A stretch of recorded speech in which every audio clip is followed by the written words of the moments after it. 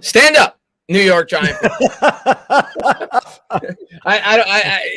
It's been hard for me to stand up. That's why I haven't made any videos this week outside of Monday, because I'm like, I think a lot of us are down in the dumps after last week. But obviously, we got some encouraging news, I guess, with Daniel Jones today. Looks like he's going to play. Yes. Looks like Andrew Thomas is going to play, and we'll see if they could they put up a fight against the Rams. But what's going on, Baddog? Yes, Friday, TGIF, everybody. Weekend's here. Where am I? Did watch Halloween Kills when I got home today before I went to the gym. So I know my horror fan. I know Afghanistan's in here, and he's probably thinking, Baddog, did you watch Halloween Kills? So I'll get that out of the way. Yes, I did watch Halloween Kills. Pretty good. Pretty good. But yeah, today felt like 2 days. Leg day today. I swear to God, it feels like I haven't been live in like 3 days. I was live last night. So today just seemed like it took forever. But did the Lakers play last night? Yes, they did. Yes, they did. They did not win a preseason game, and that just makes some people happy. I laugh at like the trolls or whatever that think preseason matters. I don't know why preseason would ever matter, but it is what it is. I mean, the Giants didn't win a preseason game, and of course, it carried into the regular season because we suck. So you never know. But yeah, man, I'm always here to talk about the Giants. I appreciate you coming on the channel. We'll talk about what we can do to beat the Rams. We'll talk about the Cowboys. Well, one thing I wanted to bring up, I know exactly, and I had Jesus last week, but it didn't help at all, right?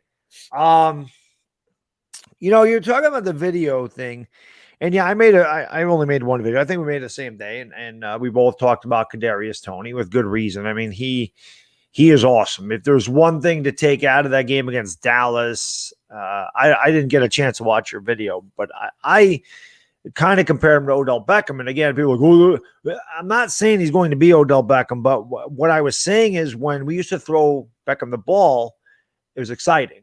You wanted to see what he could do.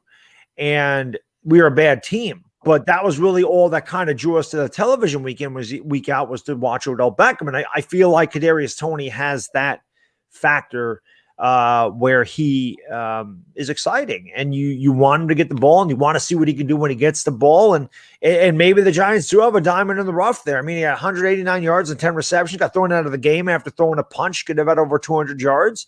Yeah. And maybe there is that connection with Daniel Jones and Kadarius Tony. So hopefully going forward, he can do it. But what I do want to talk about, you can give me your thoughts on Kadarius Tony. Yeah, my take on Tony was I'm glad that fans are excited, and he definitely had a great game, and he definitely has a lot of potential. You see the separation skills and everything else. But my overall take on the game was I'm sick of moral victories. Yes. I go on Twitter, I see all these New York Giants fans pumping the pom-poms, and they're excited about Kadarius Tony, yet the team lost by 24 points. And I'm at this point, I'm just sick of moral victories. I'm sick. And, I look at it like, yeah, the guy had 189 yards in garbage time. The game didn't mean anything. I'm excited about him. I think he could be a very good player. He looks a lot better than I think a lot of people initially anticipated, but that's just me. I'm not going to get overly excited about a player when the team's 1-4 and they just lost by 24 points against the Cowboys. But yeah, I mean, it's definitely good to see a rookie performing. I just feel like it's been a broken record the last 3 or 4 years. We look for things to be positive about because the team is so bad. And we go into this year with higher expectations. They just haven't lived up to them. But yeah, I mean, I'm excited about the progression of Tony. Obviously, Andrew Thomas has looked great outside of last week when he didn't play, which to me is even more important. I think the left tackle position is so important. And, hopefully Daniel Jones is something to build off of, coming back from the concussion. Going into the year, I thought Thomas and Jones were the two most important pieces that I needed to see growth from. And it's good that it looks like they're going to play this week. So if nothing else, we get to see, whether or not those two players could take us, continue to grow this year. But yeah, Tony's definitely a very good player. I'm not ready to say that Odell Beckham thing, but I will say he's definitely a guy that I think a lot of people underestimated. And I think the one thing I will say now, defenses are going to, they're going to gear up for him. So he'll probably get number one coverage now for sure, especially with Galladay out. But I definitely think he's a guy that has shown a lot of ability and has a lot of potential. Yeah. Marshawn Lynch, thank you, brother. Appreciate it. Beast Mode's here. He says, I'm just here so I won't get fined. He brought his Skittles with him too. What's going on, Marshawn? Marshawn Lynch, Beast Mode.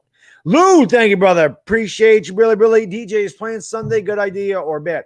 I think it's good. He cleared concussion protocol, so he's okay. Yeah, I mean, it's not like last year, where last year it was clearly a bad idea, even though I was for it because they were in the playoff race. But last year it was a bad idea. You could clearly see when he was out on the football field that he was not near himself physically. If he is cleared by the medical doctors, that's their job to put him through the concussion protocols. There's several times where you see NFL players that are unable to play the following week because they don't pass the test. If he passed the tests, I'm going to trust our doctors that they're doing the right thing by Daniel. So last year, I thought it was an instance where maybe you could have got on Judge for rushing Jones back possibly a little early. Not this year. This year, you trust your doctors. Your doctors put him through the concussion protocol, and they said he could play. If they say he could play, he could play. The one thing I'm going to say about Daniel Jones, like we said last week, better start learning how to slide, and he better start learning how to stop taking hits. Otherwise, he's going to continue to get concussions. Yeah, well, I mean, earlier in the stream, he did it earlier in the stream, and I say it right there. I'm like, he's got to stop going with his shoulder and his head. He's going to hurt his shoulder, or he's going to get a concussion, and that's exactly what happened because he does that. I understand he's a gamer, and I get it down by the goal line. I get it, but he does it all the time. It wasn't just by the goal line that he leads with his head. He's got to stop it. Joey, thank you, brother. Appreciate you, really, really. If we go 2-4, we back in this, boys. That'll be a start, but one game at a time. Yeah. I mean, if we go 2-4, we'll have a meaningful game week 7. I'll say that. I am far from believing that this team could do anything this year in terms of playoffs. They got to prove a lot more to me before I believe that. And it starts with the defense improving. And obviously all the injuries we've sustained, we'll see, Shepard coming back. Maybe he'll add a spice to this offense, but I don't have a lot of hope for this season in terms of the playoffs right now. It's been rough, no doubt. Benjamin says the Dodgers beat the Giants last night, our most hated rival. Thank the Lord and Jesus we got a W. On to Atlanta. Hopefully the Rams get a W on Sunday. Obviously, he's a Rams fan. Otherwise, he'd be rooting for the Giants as he always does, but he's a Rams fan. I'll be rooting for your Dodgers because I can't stand the Braves. So, Benjamin, good luck. I'll be rooting for your Dodgers, too, because I got no problem with the Dodgers. And, again, being a guy that streams the Lakers, I get a lot of Los Angeles fans. So obviously, it's not the 50s. So the Brooklyn Dodgers and New York Yankees are not rivals anymore. And I was born way after the rivalry. I would love to see them in a damn World Series. I didn't even get to enjoy the 1977, 78, and 81 when maybe you could consider them rivals. I was a little too young. You guys always do your part. We don't do ours. Bodo Winner, thank you, but good to see you, my man. Hope you're doing well. Brilly. He says, at least you guys aren't Steelers fans. We have to put up with accidental wins and rooting our chance at a good quarterback in the draft. Well, I'll be honest with you, Bodo, you can still get a quarterback in the draft. The quarterback class sucks. It's a fact. It's not very good. And I can't, maybe Bodo's, everybody can root for their team the way they want. I can't root for my team to lose, especially this early in the season. But I don't think this is a great quarterback draft class to begin with. So if I was a Steelers fan, I may not want to draft a quarterback this year. I might want to wait a year, maybe get a stopgap and draft my quarterback in the following draft. LA Lou, thank you so much. Really appreciate you. He says, I just told the hub I'm guardedly confident. Our defense hasn't been as stout as last season. We bend but don't break usually. It drives you nuts. Happy the Dodgers advance. And obviously, LA Lou. Congratulations, Lou. Is a Dodger fan. I wouldn't be too concerned about the Giants if I was a Rams fan. I'd be completely honest. We stink. I don't know what to say.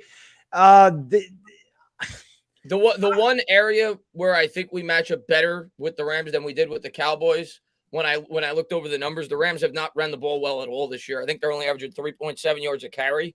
The Cowboys were the best in the league. So maybe the New York Giants defense, kind of like last year, could keep it semi-competitive. But the one thing I will say, Matt Stafford's a different animal compared to Jared Goff. So that's a fact. And the way our defense has played so far this year, and anything's possible. Week-to-week league, anything could happen. The Jets beat the Titans. Nobody saw that coming. So, right. It's a week-to-week league. Anything could happen. But outside of us winning the turnover battle by 2 or 3 and, playing mistake-free football, I don't see how we could stack up with the Rams, one of the top 5 teams in the league. I'm still, even without Barkley, and without Galladay, for some reason, I'm still confident the offense can move the ball. I know like you said, the Rams defense hasn't been as stout. I'm an advocate that the Giants can run the ball fine without Barkley. That's why I made the trade video last year. I felt like they could. Obviously, they miss. We don't have a home run hitter back there anymore, but I don't feel like you need that. I think we can move the ball. I just don't necessarily know if we could score in the red zone, but I think we could move the ball. Right, that's true. But I think last week we saw Daniel Jones was a little shaky because he wasn't confident. There was a different level of confidence when Solder was that left tackle, especially when there was pressure. I know they didn't allow a sack, but he had pressure in his face early and often in that game. It probably messed him up a little bit. When you saw him in New Orleans and he had a clean pocket, you saw what he could do. So I honestly think getting Andrew Thomas back will help Daniel Jones a lot. Yeah, I really do. I think it helps his confidence. The other thing that we need to see this week is Parrott needs to be in the lineup. Yeah, Parrott played really well last week. Yeah, he played really well last week. He had the second highest grade of anybody on the offense. I think he only surrendered one pressure the entire game, and Nate Solder was horrible on the other side. Constant pressure. So I expect to see Matt Parrott in the starting lineup. I hope he is, because we need to see him progress as a young player. So, but yeah, I do think that Andrew Thomas will make a big difference in terms of the offense this week. I agree with that. Chrono Cowboy, thank you, brother. Appreciate you. Really. Do you feel like the Giants defense misses Dalvin Tomlinson? Yes. But I feel like if they would have signed just Dalvin and let Leo walk, Dalvin wouldn't have done as well. The same problem. I think that they help one another. And, and Dalvin, to my knowledge, isn't even doing that good with Minnesota this year, at least from what I've read. But, I mean, yeah, I definitely think Dalvin would have helped the defense. Do I think that's the main reason why this defense has been as bad as it has, as underwhelming as it has been? No, I think there's other factors. I think the coverage hasn't been nearly as good. Peppers has been getting cooked. The defensive game plans by Patrick Graham have not been on point. And I just think we're going up against better teams than we did last year. You know, when we went over the schedule last year and looked at all the backup quarterbacks the New York Giants went up against, I just think we're going up against better opponents as well. So, you know, I think that has something to do with it too. But yeah, it's a small factor, but I don't think it's as big of a factor as some Giants fans are making it out to be. Yeah, agreed. Chef Oz, thank you, brother. Appreciate you. Really, my man. Hey, guys, our season may be a wash, and Daniel Jones is probably going to die on Sunday. But at least you know Caden Smith will score the first touchdown. That's on him every week. I hope, Chef Oz, I hope he does. You deserve it, man. He bets it every week. He deserves it. Yeah, Chef, you're gonna hit it one. It's like playing the lotto every week. One of these weeks you're gonna hit it, man. And I can tell you this: I would never. He'll be the first one I think of. Yeah, for sure, man. Every week. I see. I just want to see. I see. Somebody was shouting out the Knicks. Oh, Elvis is in here shouting out the Knicks game over. I can't wait to call a Knicks game, man. Hopefully they have a good year for us, Elvis. But I see you posted the Knicks score throughout the chat. Yeah, the Knicks are gonna. Who would have ever thought in a million years we'd be looking forward to the Knicks over the Giants? Not me. Exactly. But I am the way the Giants are playing right now, and maybe there's a miracle to be had. Who knows? Juto, grazie, paisano. Really, my man. Big fat Getty's laid the biggest egg in New York Giants history. We're gonna pay the price 4 years to come. Forget about it. I wish we could forget about it. Unfortunately. Yeah, I mean, it's Getty obviously is going to be looked at as a failure by year's end if they don't turn this around, and we could talk about that every single week, and it's going to happen. There's a lot more to it than just Getty, but Getty's definitely not gotten the job done. Yes, no, that's a fact. Lou Mateo, thank you, brother. Appreciate you, really. What was Tom Coughlin's record with the Giants the second year? He was 11-5. We were 11-5. No. We had a home playoff game, and we promptly got smacked 23-0 by the Panthers. Eli Manning threw 3 picks. It was a horrible game. It's funny. I can remember that like it was yesterday. I remember DVR was pretty new at the time, and I remember me and my buddy Frank, a big Giants fan, we paused it just as the Giants were kicking off and ran over to Taco Bell back in the day, and he got some food there and came back and watched the Giants get smoked. So it was not good. But he was 11-5 a second year. Yeah, the Giants under Eli and Coughlin, because they came in the same time. Yeah. They didn't have a losing season from 2005 to 2012. Yep.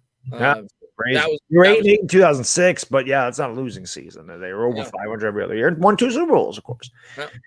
Master Grogu, thank you, brother. Appreciate you, really. Austin Johnson has been surprisingly good. He already has 3 sacks. And my God, does Jalen Hurts suck? He is trash, bad dog. Does he already have 3 sacks? I know he had a sack last week. Wow, he does already have 3 sacks. I did not know that. Yeah, Austin Johnson has been surprisingly good. And I would be willing to guess, Master, that Dalvin Tomlinson's probably not doing quite as well as Austin Johnson. At least the sack department is in terms of stuffing the run. That's definitely has not been up to par, to previous years for sure. Obviously, Blake Martinez being out, it's not going to help that either. But yeah, I mean, Austin Johnson last week, we called him a couple of times, was playing well. Yep. Has Jalen Hurts had a good year, Chris?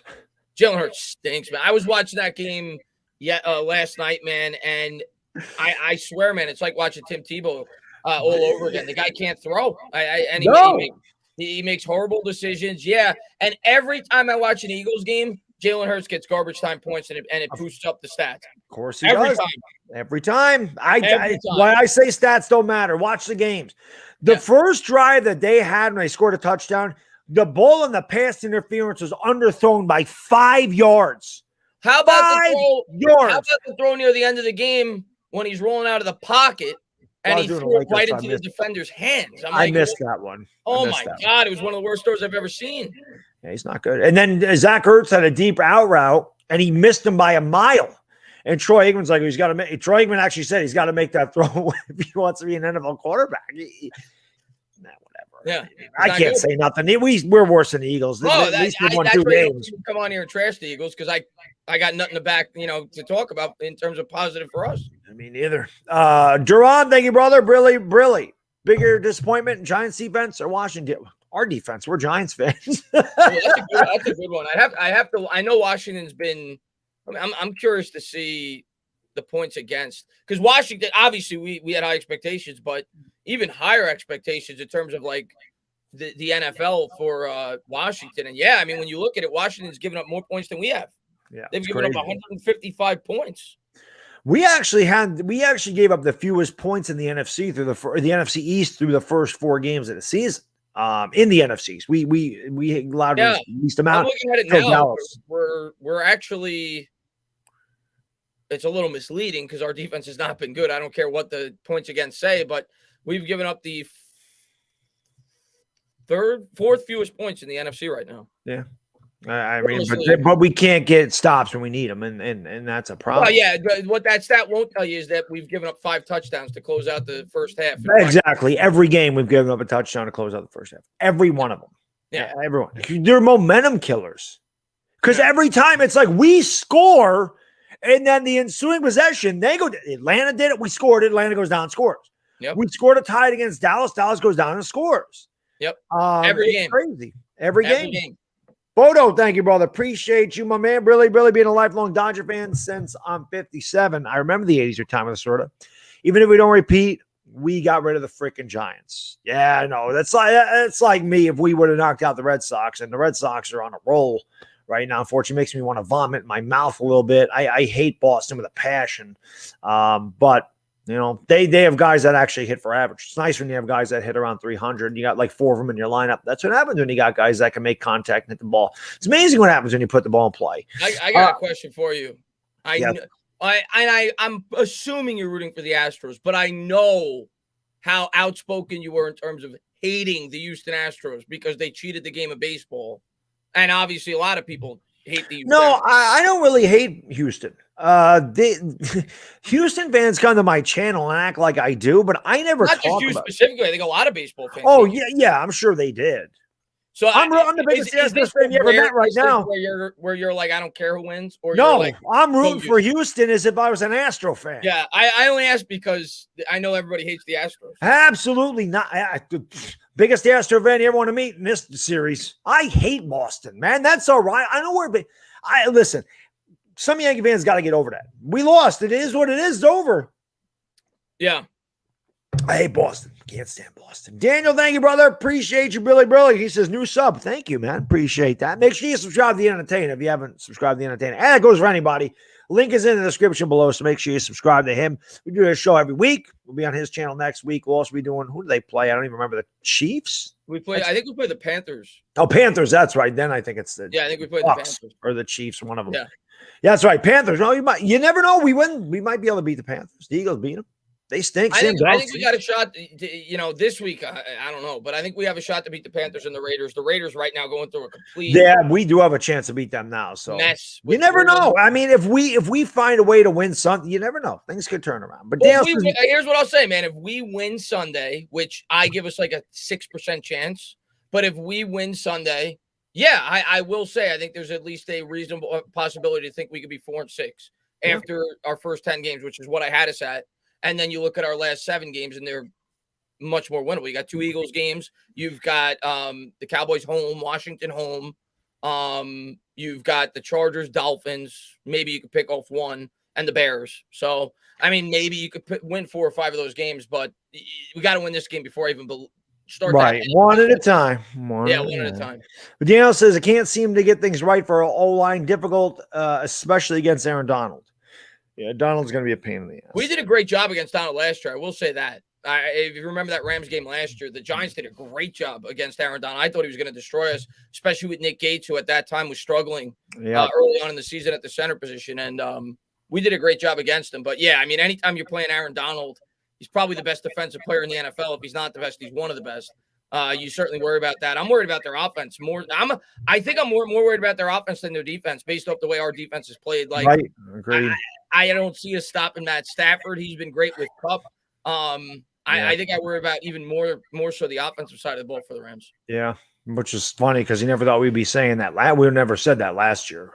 Yeah. It's amazing how things change. Zoo-Abe, thank you, brother. Appreciate you. Really. First time I heard you say it on the Los Angeles Lakers stream. I need that energy right now. Playing Madden, I'll score if I get a swish cheese sandwich. There you go, Zoo-Abe. Who is that for? That's any time the Lakers knock down a 3. We get a swish, a swish cheese sandwich. Oh, a swish. Okay. Swish cheese sandwich. Okay. Steve Evans, thank you, brother. Appreciate you. Really. Do we have a chance to beat the Rams with our pass game? There's always a chance. Always a chance. You know, it's why you play the games. But realistically speaking, do I think we're going to win? No. I think we're like a 10.5-point dog, and I think that's about right. That's probably where I'd have us, about 10 points. But anything can happen. You know, if we have the opportunity we had last year, I'll sign up for that. Jones had the ball with a chance, I think, to tie it or win it on the last drive last year, and he threw a pick. If we have that opportunity this year going into the game, I'll sign up for that. Oh, yes. Janice, my lady. Hey, Chris and Baddog. I ran out of damn orange juice to no slammers. Sorry to hear that. That's Alabama Janice. See, I hooked her. I hooked her on Alabama slammers. But if you've never had an Alabama slammer and you're 21 or over, Google the recipe or whatever. Google how to make one and do yourself a favor and make yourself one. They're pretty damn good. They will knock you on your ass. There's about 3 different liquors in them, but they taste like high C fruit punch or Hawaiian punch. And it's good. And it's really good. Yes, it's really good. That's something that I drank in the 90s. It's a 90s drink. Yes, I'm old. Thank you. I've had it before. It's good. And what's going on, Janice? Kif Nidji, thank you so much. Appreciate you. Brilly. What's good, guys? Our continued Giants therapy continues. Carl Banks talked about the defense and struggles tackling today. Yeah, we suck at tackling. Horrible. We need to happen for D to have a big game. Work tomorrow, so I'll be late for the game stream. Well, Sunday. Game's on Sunday, yeah. Yeah, that's a great point that Carl brought up, and I think we've talked about that a lot in our streams as well during the games. You know, you think back to the Saints game when we couldn't tackle Taysom Hill to save our lives. No, our tackling all year has been bad. In terms of that needs to be fixed. We got to be sound backwards if we want to have a chance. But I mean, we got to get a pass rush, man. And I don't know how they're going to. You know, I don't know if they're going to be able to do it or not. But we got to be able to get a pass rush if we want to have any chance. You know, you think back to that Seahawks game last year, which is probably a comparable opponent. I would say the Rams are better, but somewhat comparable. The way we were able to beat them is we were able to win up at the point of attack on both sides of the ball. That's how we're going to have a chance to win this game. I don't think it'll happen, but we have to start to get a pass rush if we're going to expect to beat some of these football teams. Definitely. And Stafford can move a little bit, but it's not like he's an extremely mobile quarterback. But yeah, I mean, it all starts up front. It starts up front, both sides of the ball. And the Giants' front on defense certainly has not won at all this year. We don't have many sacks as a team, and it shows. This is why teams are able to pick apart that soft zone. They got all day to throw the damn ball. It's tough. I know our secondary hasn't played well, but it's really tough when you get no pass rush. I mean, pass rush, I say it all the time, can mask an average secondary or bad secondary. I actually thought going into the year, the secondary is a strength of our team, and it's just been very disappointing, as has the defense. You know, Joseph, thank you, buddy. Appreciate you. Billy says, let's go Knicks. Randall, Chris, book it. I'm looking forward to calling the next games, and hopefully they do some winning this year. Yeah, I'm excited. I didn't watch the preseason game tonight, but I think the first game is Wednesday. I know you ask me, Joe, all the time. That's why I called you out when I saw you in the chat. I'm going to be doing a live Knicks show on Tuesday, the night before opening night, and then I'm gonna be streaming every game. So, and I'll be doing a weekly live show for the Knicks. I know you've asked me that, so I think Friday's midday. So I'll be doing a weekly live show. There you go, Manny Manifesto. Thank you, brother. Hashtag Knicks tape. What's going on, Manny? Hashtag Knicks tape. There we go. MG Janeo 81. Thank you, brother. Brilly. Where I am as a Giants fan, I hope they go on a run, play nasty, cut through the rest of the schedule, end 12-5. But I expect we will get 5-12. At least Chicago also stinks, but they don't. They're 3-2. 3-2. If the season ended right now, Chicago would be the 22nd pick. That sucks. I looked that up. And again, I don't think that's going to continue. I look at their schedule. I still think they won't win more than 7 or 8 games, but they may win a little bit more than we thought, at the start of the season, because I mean, now granted the Raiders were going through shit. So right? I was going to say the Raiders would have beat them had they not had this whole thing going on. So it is what it is. But you look at the Bears' upcoming schedule now. I mean, they still got the Lions, who have actually played better than their record suggests, but they got Green Bay, at Tampa Bay, San Francisco, at Pittsburgh, who hasn't been good, Baltimore, at Detroit, Arizona, really good, at Green Bay. So, I mean, you look at those games, maybe they win like 2 out of their next 8. So I still don't think they're going to win more than like 7 or 8 games. But, yeah, I mean, they've been better than I anticipated. Yeah, I didn't think they'd win 3 games till like the end of the year. I really thought they'd be a lot worse. But the Lions are terrible. They get them twice. I didn't think they'd beat the Raiders. I didn't think they'd beat the Bengals either. So they've definitely and people are like, oh, look at Justin Fields. And I don't know what Justin Fields did last week, but he was terrible his first 2 games. He was terrible. I don't know what people are looking at. The guy was his first game. He was 6 for 20 last week. Justin, and this is why a lot of fans just look at wins and losses when they judge quarterbacks.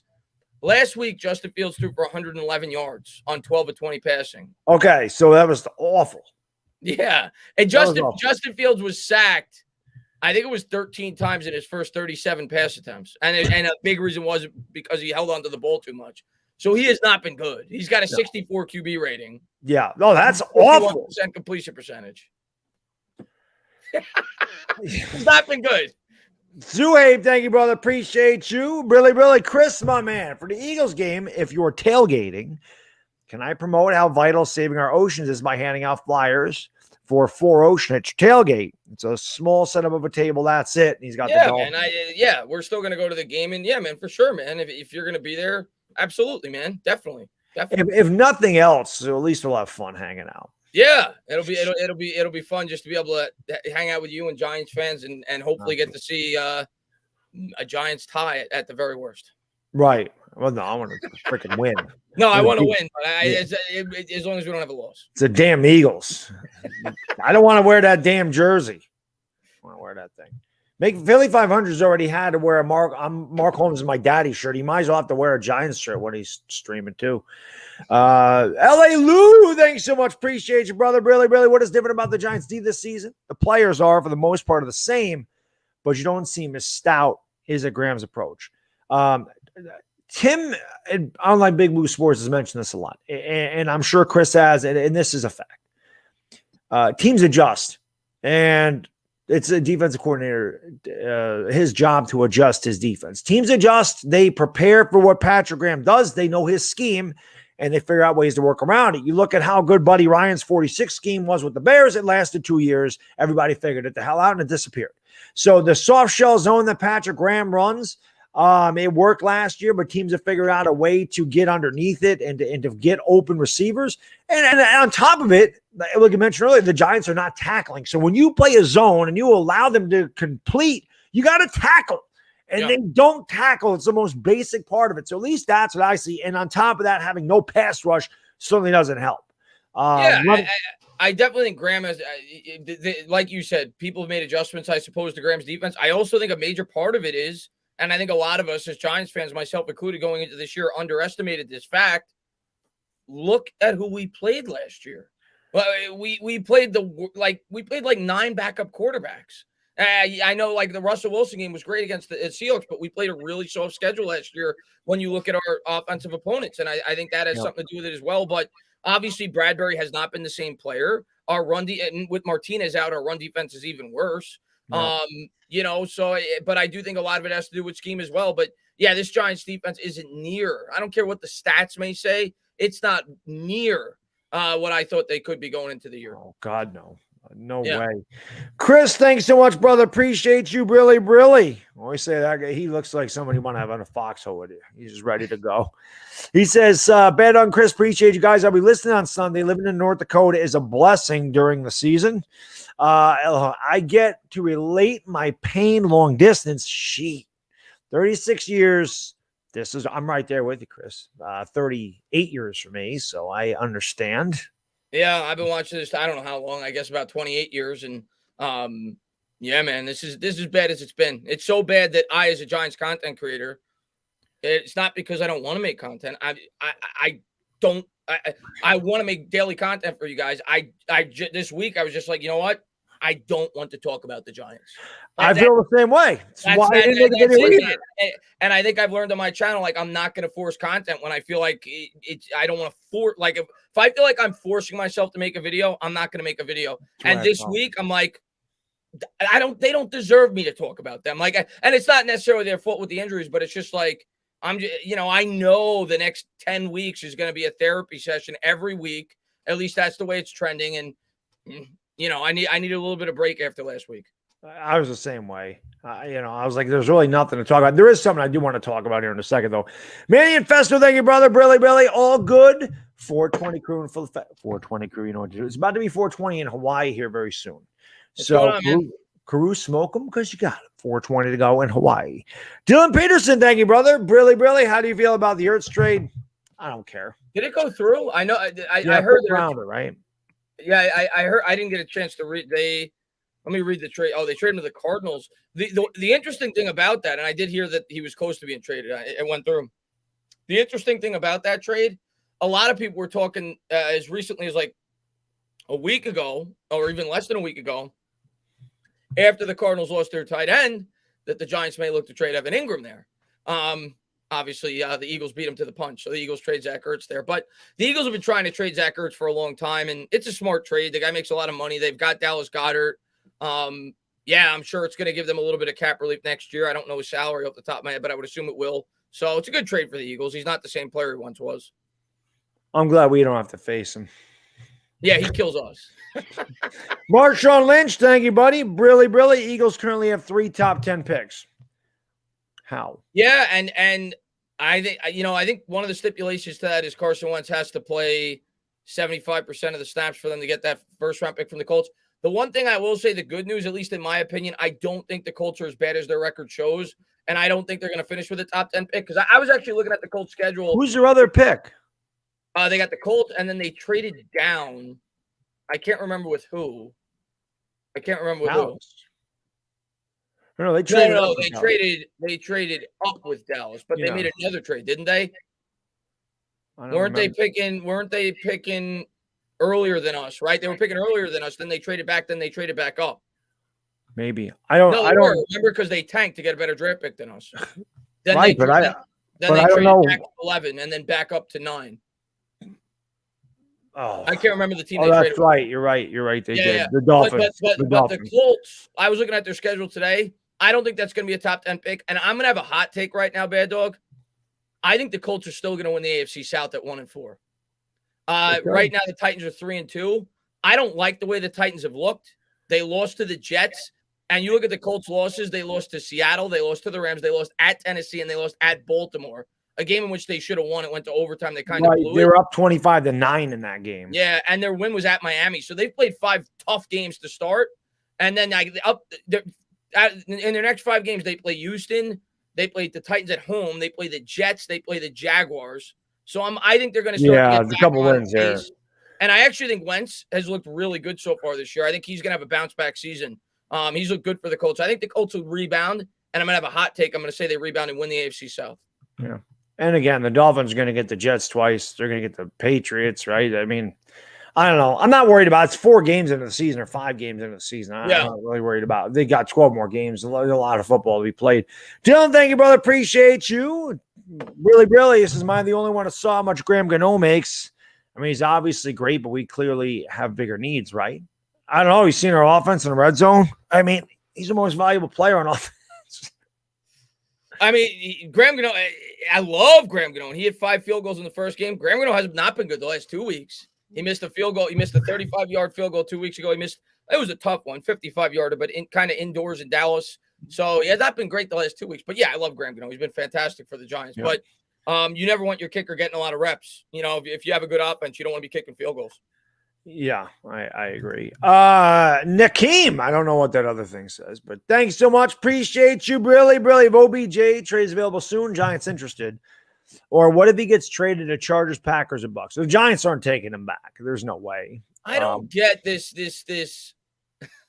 I think he's referring to Stephen A. Smith's video because that's where I saw the same take. Stephen A. Smith came out and he was destroyed. He had a take that he said that he thinks Baker, because the only reason why I think he's getting this super chat off of Stephen A. Smith's video is because he mentioned those 3 exact teams. He said the Chargers, the Packers, or the Bucks. And he said that Baker Mayfield is intentionally not throwing Odell Beckham the football. That's something Baker would do. I ain't going to lie. But why would he? Why would he? Because he's Baker. And if he don't like you, Baker, listen, Baker's a cocky bastard. He really is. It's part of the reason I like him. But I don't know about that. I'm not saying that he is, but it's something that he would do. I wouldn't put it past Baker to do that. Then you got to talk to your quarterback. If the guy's open, you got to throw him the football. But why the hell ain't he? He used to kill Eli Manning. Guy won 2 Super Bowls. Baker Mayfield ain't done shit yet. Why is he not killing Baker? But there's no chance in hell the Giants are going to trade for Odell. No, unless Cleveland picked up every bit of his salary and gave us picks, like better picks. Yeah. Bernardo, thanks so much. Appreciate you. Really, obviously Laker fan. He says, and Tua's back too. I hope Tua can stay healthy, man. Tua struggled. He struggled at Alabama too. He's got a world of talent. He's like Barkley. Tons of talent, can't stay healthy. It's a shame. I would love to see what Tua could do if he was healthy. Chris, thank you, brother. Appreciate you. Really, I meant well, Chris, just talking about the season, brother. Your content I didn't think you were taking a shot at me at all, man. You didn't have to super chat. Well, I'm sure Baddog appreciates, but you didn't have to do that, man. I didn't think you were taking a shot at me. I was just saying I agree with you, man. It's been tough, for just like you, it's been tough for me too, the way this team's playing. It's been tough for all of us. Because I did the same thing. I made the video about Kadarius Tony because I'm like, you know what? Let me talk. Because everyone's like, you're so negative, bad dog. You're negative. Remember the guy when it was 10-0 Dallas said his game's over. He's like, you're a disgrace. Well, I mean, how did it turn out? The game was over. Yeah. But that's neither here nor there. But I'm like, well, let me make a positive video because I would like to make more positive videos. And I felt like Kadarius Tony's performance warranted the video. Yeah, he played Chris great. said there was really nothing else to do a video on. And I'm like him, I'm not going to force something just to do it. If there's nothing on my mind and I really don't have something to say, I'm not just going to make a video to make it. The stuff that we could talk about right now, we could talk about for the next 11 weeks. Right. That's the way I look at it. So we have all off season and the last 5 weeks of the season to talk about the upcoming off season. And, right now it's just like there's not much to talk about. I mean, everybody got hurt and the team looks bad. Yeah. Chris, thank you, brother. Appreciate you. Really, do you think we keep DJ if a record sucks, but he plays great? Yes. Yeah, if he plays great, I mean, I can't say for sure because if they make a coaching change and a GM change from somebody outside the organization, anything's on the table. But if he plays great, I don't see a reason to make a change. His quarterback, again, stats are stats, so you take them for what they're worth. But his quarterback rating this year is over 95.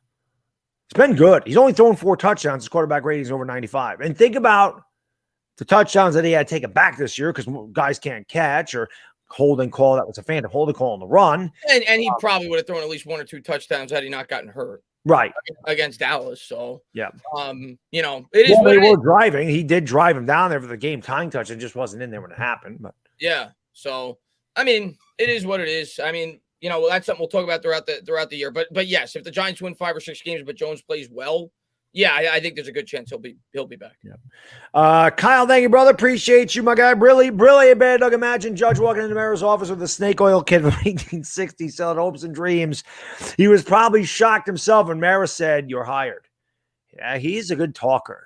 You know, he can talk, but as I've said before, Kyle, and this is fact, New Yorkers, we'll only buy that bullshit for so long. We're all bullshitters, so we can spot a bullshitter a mile away, and actions begin to speak louder than words. And Joe Judge is taking some criticism, and it's just criticism because the team has underperformed. I feel like we were 5-3 at the end of last year. It looked like we were going in the right direction. They went out, they spent over $100 million on free agents. And 1-4 again. Yeah, I mean, I'm not gonna like last week. I saw a lot of fans coming down on Judge. I try to be as fair as I can. I'm not coming down on him all year. Ever since we did a challenge flag. No. The previous week, I'm with you, man. I've been very harsh on Judge also, but last week there's nothing to do. We just got our ass kicked last. Yeah, and everybody got hurt. I mean, I'm not gonna put much of this past week on Judge, but overall, yeah, Judge has definitely been underwhelming, and I think the biggest reason why Judge got the job is one, he definitely interviewed very well. I know that. I'm not a guy that likes to brag about insider information, but I think I actually played the clip for Baddog about when Bob Papa was talking to somebody about the Giants were blown away by this interview. Yes. And there's actually a surprise. I'm not going to say it, but there was a surprise coach that the New York Giants that nobody knew about, that the New York Giants were very interested in potentially hiring had Joe Judge not blown them away. And it was a guy that was not put on the interview chart, but Joe Judge absolutely blew them away in the interview. I know that for a fact. And I think his ties to Belichick obviously had a lot to do with it as well. Agree. Roldy, thank you, my man. Appreciate you. Really, my man. My brother from another mother, Roldy. He says, Chris Baddog, I'd love to see y'all do a roundtable stream on the state of the organization with Mike Tonight's Authentic, Will and Tim, online Big Blue. I want to see that. Oh, Chris, don't be scared. Why would I be scared? I work with Mike every week. I was on Mike's channel yesterday. I work with Baddog every week. I'm not scared. Right. There's nothing to talk about. I'm gonna do the round table for you right now. For you, Roldy, right now. This is my impression of Baddog during the round table. Yeah, we suck. Now Tim's up. Yeah, we're horrible. This team's horrible. Here's Mike. We're not going anywhere fast, guys. Here's me. We are friggin' horrible. This team sucks. There's the round table, Roldy. So there you go. That's the state of the New York Giants right now. Unfortunately, it is. I would like to do a state of the New York Giants when we're winning. Yeah, it'd be nice. It'd be nice. I'm just so sick of losing. I mean, God Almighty, 18 and whatever it is, 19 and 51 in their last 70 games. That's unfathomable, man. They're the New York Giants. I mean, this is just awful. Richard, thank you, brother. Appreciate you. Really, my man. He says, I think opposing offensive coordinators can read Graham's defensive schemes and attack the Giants' weak areas in those last 2 minutes of halves. Baddog, loved your rant last week. What's baby dookie? I mean, have you ever changed a baby's diaper? I have a son, so I changed a lot of diapers in my day. And baby dookie's very soft because when they're young, they drink formula, they don't eat solid food, and then they have mushy baby food. So inevitably, their dookie is very mushy and not hard. So that's what baby dookie is. It's soft shit. So you can pretty much smush it. It's just, it's like water almost. So there you go.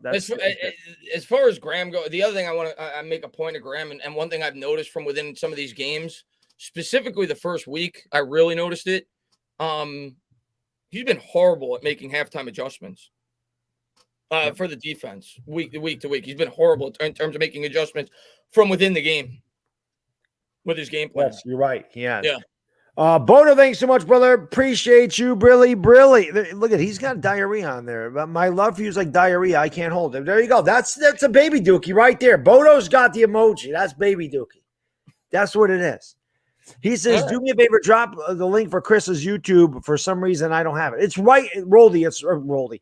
Bodo, it's right in the description. Like the first thing in my description is Up Tainah, and the link to his channel is right there. I appreciate that, Bodo, man. Thank you very much for checking out. Yeah, I normally try to have daily content up, but this week I was not good with that because I had to take a week off with this team. But right, I try to do like 3 videos a week, but there's nothing. Zuabe, thank you, brother. Appreciate you, really. It starts with Mara, period. Facts. Well, for sure it starts with Mara.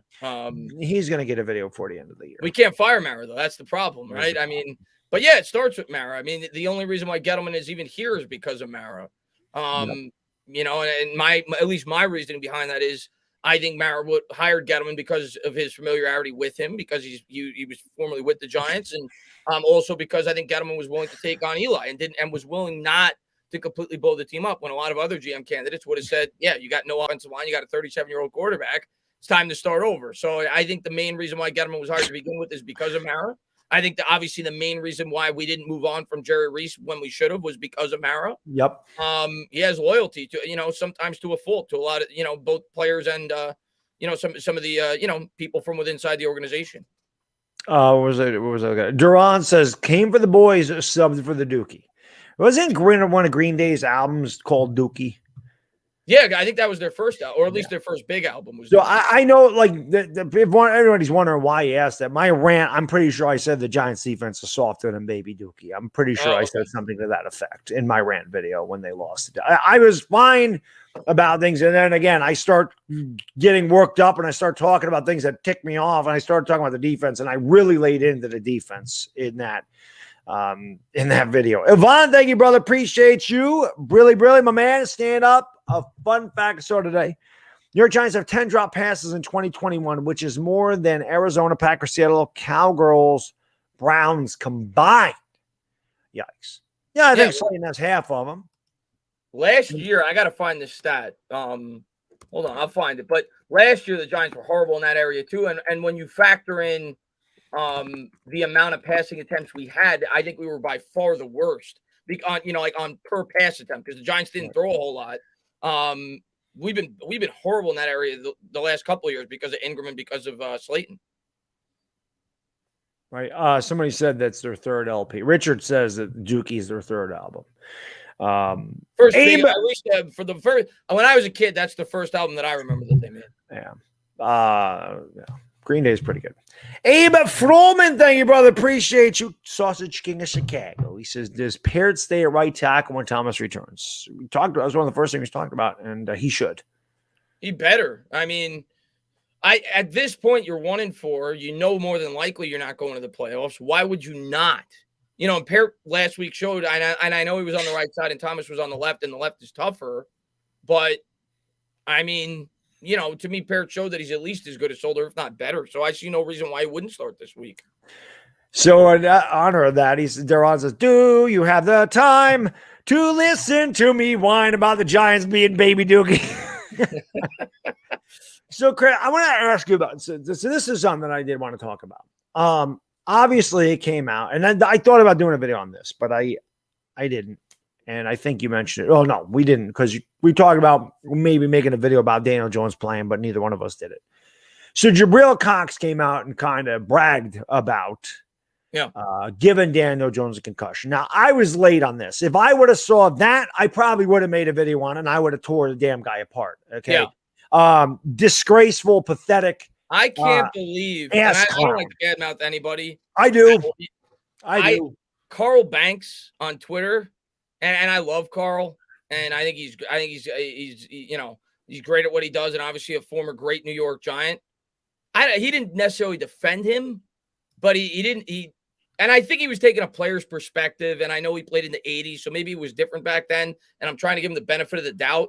But what Jabril Cox did in terms of going on social media and bragging about giving, you know, it's not like the '80s when concussions were kind of laughed off.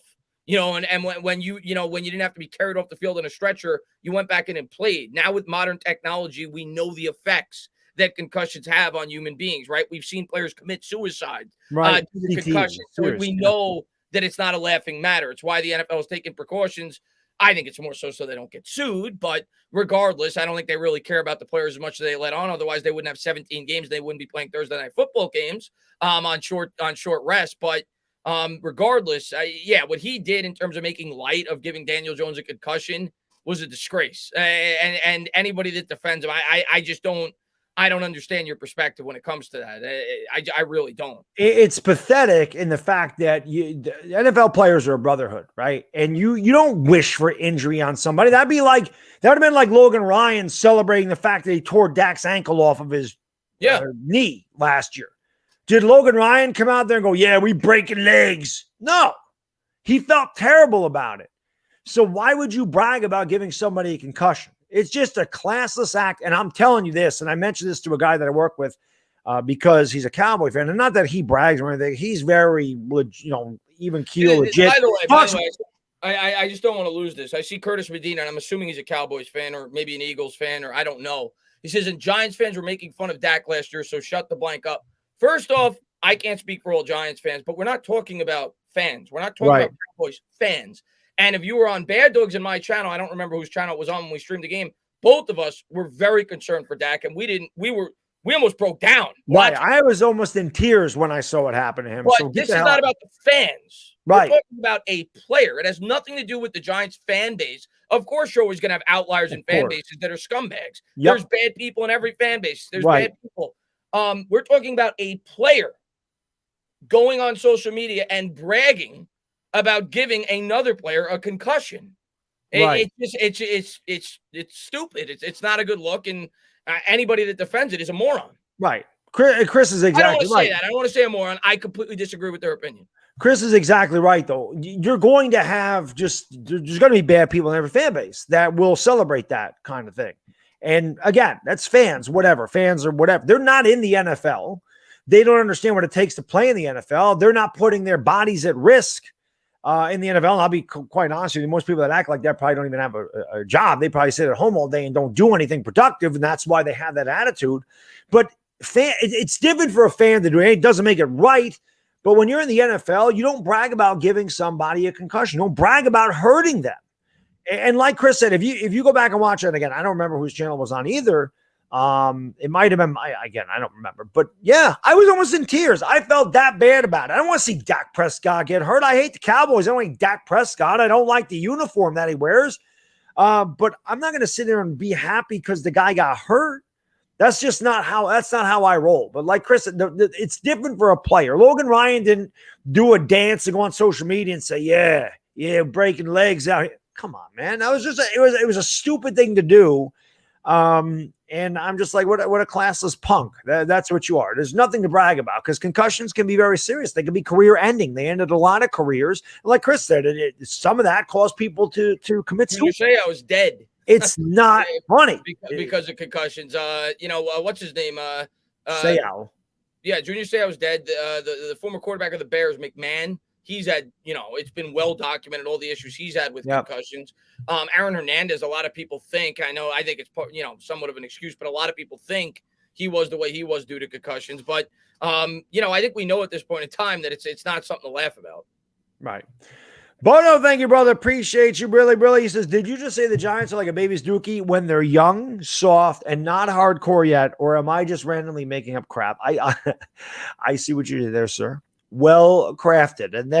And again, the emoji is perfect for the Giants defense because that is exactly what it is. A big pile of poo-poo. Cody, thank you, my man. Appreciate you, brother. Brilly. He says, I'll bring some food for the game. Tainah gets pizza. Baddog gets a vegetable. Just kidding. I'm more excited about seeing all the creators in the game. It'll be fun. We had a lot of fun a couple years ago when we went. And I'm going to enjoy the game, though, too. We got to beat the Eagles. I'm looking forward to the Eagle game. But, yeah, I look forward to the night before hanging out with everybody and just having a good time. And that's what it's all about. That's why we did it a couple years ago. And it should be a lot of fun. For sure. So. And here's what I'll say, and I can't wait. But here, I see Mr. Wright says, I don't like to see players get hurt, and I wouldn't try to hurt someone. But secretly, keyword in the sentence is secretly, I wouldn't beat my chest for hitting someone so hard that they get I would beat my chest for hitting someone so hard that they get concussed. Listen, if you're a competitor in the game, maybe, but you don't go to social media and brag about it. There's a difference. Like Baddog said, it is classless, what he did. Yeah. And listen, I'm going to be honest with you. That was more Daniel Jones than Jabril Cox anyway. I agree. Jabril Cox didn't do anything. Daniel Jones led with his head. I mean, that was more Daniel Jones. So he didn't even hit him hard. As a matter of fact, if you look at that play, Jabril Cox gets knocked backwards. Yeah. So it's just Daniel Jones. Daniel Jones trying to score a touchdown. He knew he couldn't get to the corner. He tried to lower his shoulder and get in there. He ran over Grady Jarrett the week before in a 2-point conversion, or 2 weeks prior. And he tried to do it again. And he's got to stop leading with his head. I said at the beginning of the game, because he's going to get hurt. That's exactly what happened. So, I really hope Daniel Jones learns to slide. He needs to learn to slide. Eli couldn't slide either. I don't know what it is. I don't know what the hell Cutcliffe is teaching these quarterbacks about not sliding. Not that Eli took off a lot because he couldn't run like Daniel Jones.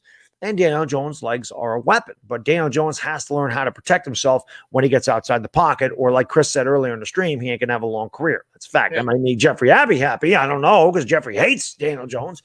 But I think Daniel Jones had a really good year, and I'm glad that he's healthy, and I want to see him continue to grow. Listen, I'm hard on Daniel Jones. I've been hard on him, and I say this all the time. It's because I believe in him, and when he disappoints me, it's tough love. That's the way I look at it, okay?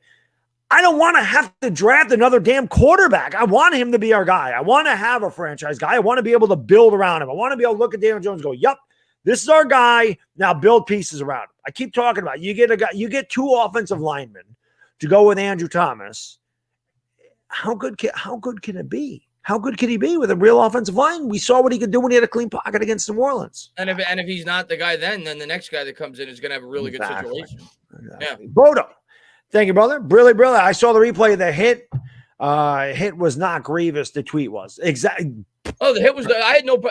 Jones led with his helmet, and Jones was trying to score. He's a competitor. But Jones led with his helmet. It was no. I had no issue in terms of the play. Yeah, me neither. That's what I'm saying. That was mostly Jones. Yeah. So I don't know what Cox is even bragging about. Jones pretty much did that to himself. Yeah. Rolly, thank you, brother. Brilly. So are you guys down to do the roundtable stream? At the end of the year, I'm sure when right now, what are we going to talk about? That we're 1-5, and it's too early to talk about the draft. It's too early, Plus basketball's starting here. Yeah, maybe closer to the end of the year when the offseason's upon us, and we're gonna have, maybe the bye week. Maybe the bye. I just feel like right now it's just way too early to talk about the offseason. We're 5 weeks into the season. So, and I know that's what everybody's gonna want to talk about with the way the team's playing right now. I just think it's too early to have those discussions for like a complete stream. Yep. Svi says we upset the Rams on Sunday. Yes, you heard me. I hope you're right. I hope you're right. Abe, thank you, brother. Brilly. Don't feel bad, Chris. He is a maroon. See, I never want to say that about Carl Banks because I like Carl. He's a former, great for the New York Giants. But on that, and I'm going to be as fair as I can. He didn't necessarily say that. He just basically said that nobody should be talking about it, and it should be a non-issue. But I disagree. I think that you already have my opinion on the situation. But I don't want to call Carl Banks a moron. Construction worker Saban, thank you, brother. Brilly. He says, Clemson fans DMing me after beating Syracuse by 3. Clemson stinks this year. God, they're bad. They're bad. Georgia destroyed that team. That was the end of them. They haven't recovered at all. The ukulele can't play. Ain't no Trevor Lawrence. They also lost Jamar Chase. They lost. They lost their first game this year, didn't they, Clemson? Yeah, they lost to Georgia 10-3, and they really haven't recovered at all. Then they lost a couple more games. they haven't been good. They're actually at one point. I don't know if it still is the fact. Wake Forest was actually rated ahead of Clemson. And Pittsburgh's favored to win the ACC. And I tell you how bad North Carolina and Clemson been this year. It's crazy. Red Rich, thank you, buddy. Brilly. DJ cared more about running the guy over than scoring a touchdown. I don't think that was the case. Like I said, I believe that he lowered his shoulder because he knew he couldn't get to the corner, and he wasn't going to get to the corner. So he lowered his shoulder. He tried to get what he could get. He was not making. I don't think Jones was like. I think if Jones thought he could avoid the defensive player, he would have. I don't. He wasn't getting to the corner like you said. And there was a lot of things to that play. It looked like it was a complete breakdown. The play. Rudolph didn't look like he, maybe, I don't know. I don't know if there was miscommunication, whatever, but usually on a naked bootleg like that, the quarterback has an option to throw, and he didn't. I don't know if it was a screw up in terms of it was supposed to be a handoff and there was a miscommunication. I don't know, but I don't think that was the case at all. And I think, I completely agree with Baddog on the sense that Jones needs to learn how to not take hits, and he needs to learn how to avoid contact and slide and get out of bounds. On that play in particular, I'm not going to kill him for it because you're on the 1 yard line. He's a competitor. He's trying to get in the end zone. But, it's not like you're in midfield. So it's just a fluke thing on the 1 yard line where that happened. But that could happen at the 50, the way that this guy plays and some of the hits that he takes. But I don't think he intentionally looked to run the guy over. I just think that he thought he had no choice but to try to do that. Right. If you look at the play, there's actually 2 defenders out there. He was not getting to the edge. Dallas was ready for that, and Rudolph missed a block. Yeah. That's what happened. Now, Kim, thank you so much. Appreciate you. Really. By the way, I saw somebody in the chat say Tony's not good. Okay. Probably an Eagles fan that thinks Jalen Reagor was going to be good, and probably all high on Devontae Smith and Jalen Hurts, and they think they're going to be. I think it's fair to say that maybe some Giants fans are overhyping Kadarius Tony because he's only done it but to say he's not good, that's ridiculous. Yeah. The guy had 190 yards. Yeah. And then he got thrown out. He would have had over 200. He would have had over 200 yards had he not punched a guy. Yeah. But he says, just a question, as you guys and New York Giants fans, if you had a choice, which team would you drop in the NFC East? Which team would you bring in? Why? Couldn't drop a team from the NFC East. I couldn't. I like the rivalries here. There's just no way. I mean, if we were going to drop some, it'd be Dallas. They because of Texas. They're not really in the East. And which team would I bring in? I mean, I guess you'd have to go with Carolina, maybe, because they're the closest. Maybe I think off the top of my head, that's in the NFC. Yeah, I don't know. I mean, honestly, somebody asked me this years ago, and I said I would have loved San Francisco because the Giants. Well, this was years ago though, because the Giants and San Francisco always had a really good rivalry outside of the NFC East. I mean, I grew up, that was a big rivalry. You met them 3 times in the playoffs, actually 5 times in the playoffs from 1981 to 1990. So 10 years they met in 81, 84. The Niners won those 2 games. We won in 85, 86, and 90.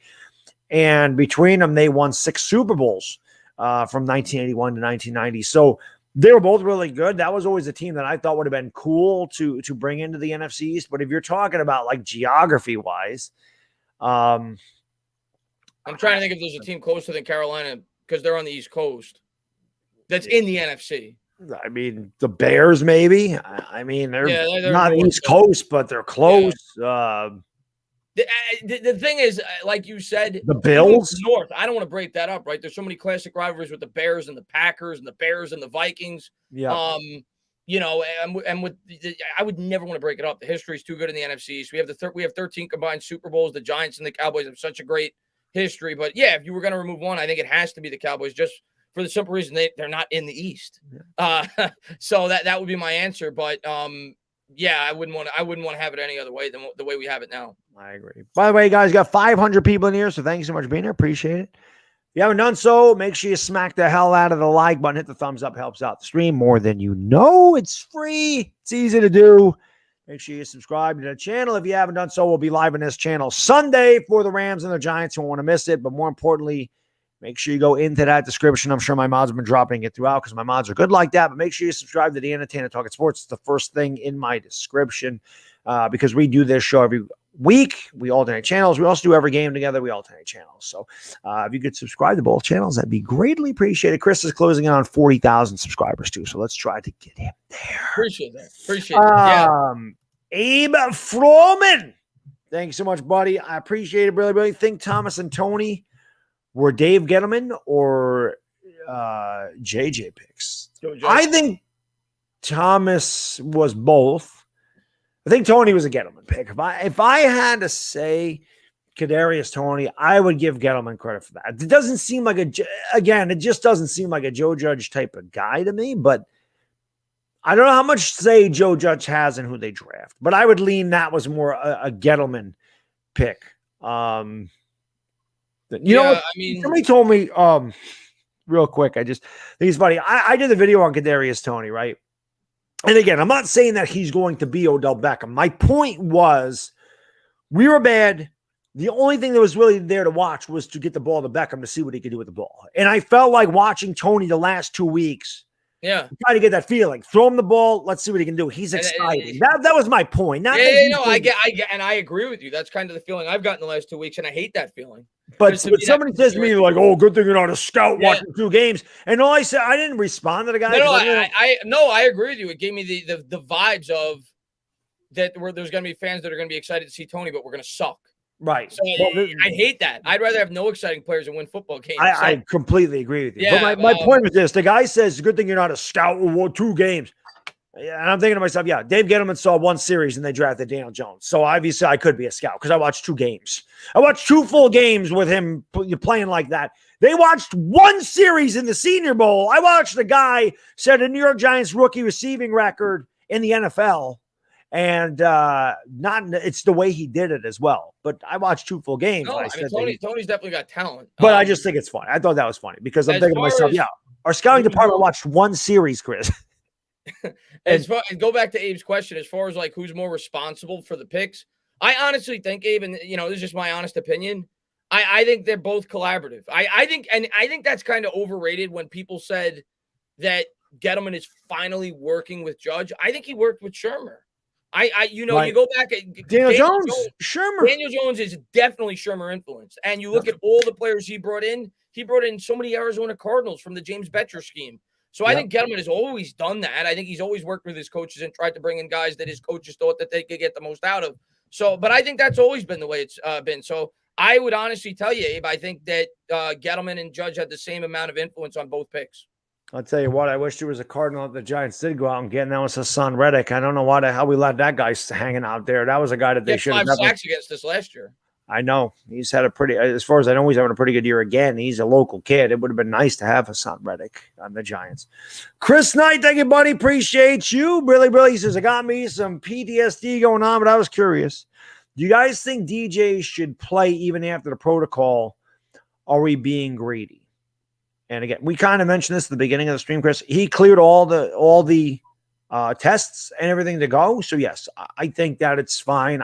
If he was, you don't mess around with a concussion. It's not like a knee or a hamstring.